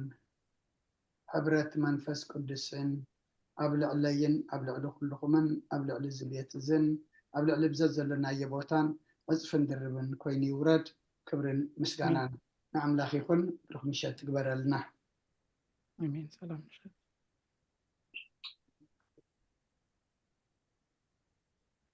قال هو تسمع لنا آمين قال هو تسمع لنا روح ليت لهم وقال كلات كبيرة آمين كلنا قال تبارك عليه وتسمع لنا آمين قال هو تسمع لنا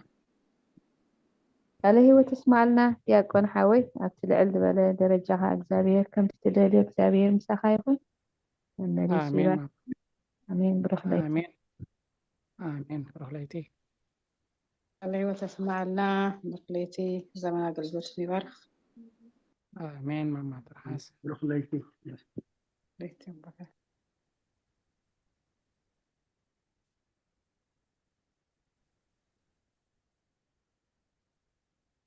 عليه وتسمع لنا آمين قال هو تسمع لنا ماما ترحاس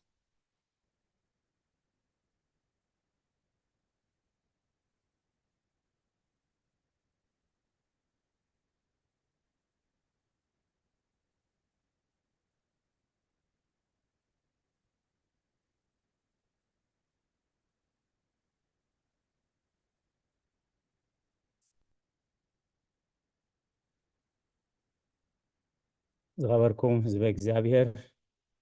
ነዚ ቅድስቲ ቤተ ክርስቲያን ዝህቦ ዝፀንሐት ኣገልግሎት ንምክትታል ግዜኹምን ስራሕኩምን ኣወሃሂድኩም ብጥብዓትን ብኣንቃድዎን ክትከታተልዎ ዝፀናሕኹም እቲ ብሕቡእ ዝርኢ እግዚኣብሔር እሴተ ጻድቃን ኣስበተ ፍታን ይኽፈልኩም ትብል ቅድስቲ ቤተ ክርስቲያን ከምቲ ክሳብ ሕጂ ብድሓነ ሰላም ዓቂቡ በዚ ቅዱስ ጉባኤ ክንሳተፍ ቅዱስ ፍቓዱ ዝኾነልና ንዝመፅእ ጉባኤ ብድሓነ ሰላም ፀኒሕና بخمس أقل كنساتف كان إجزابير قدس فقادي هنا لنا نتوم ليتهم زخنا سلام ليتي نخلها نيكبر لنا نتوم معلتهم كا برهن قدس معلتي يكبر لكم بسلام الرخبنا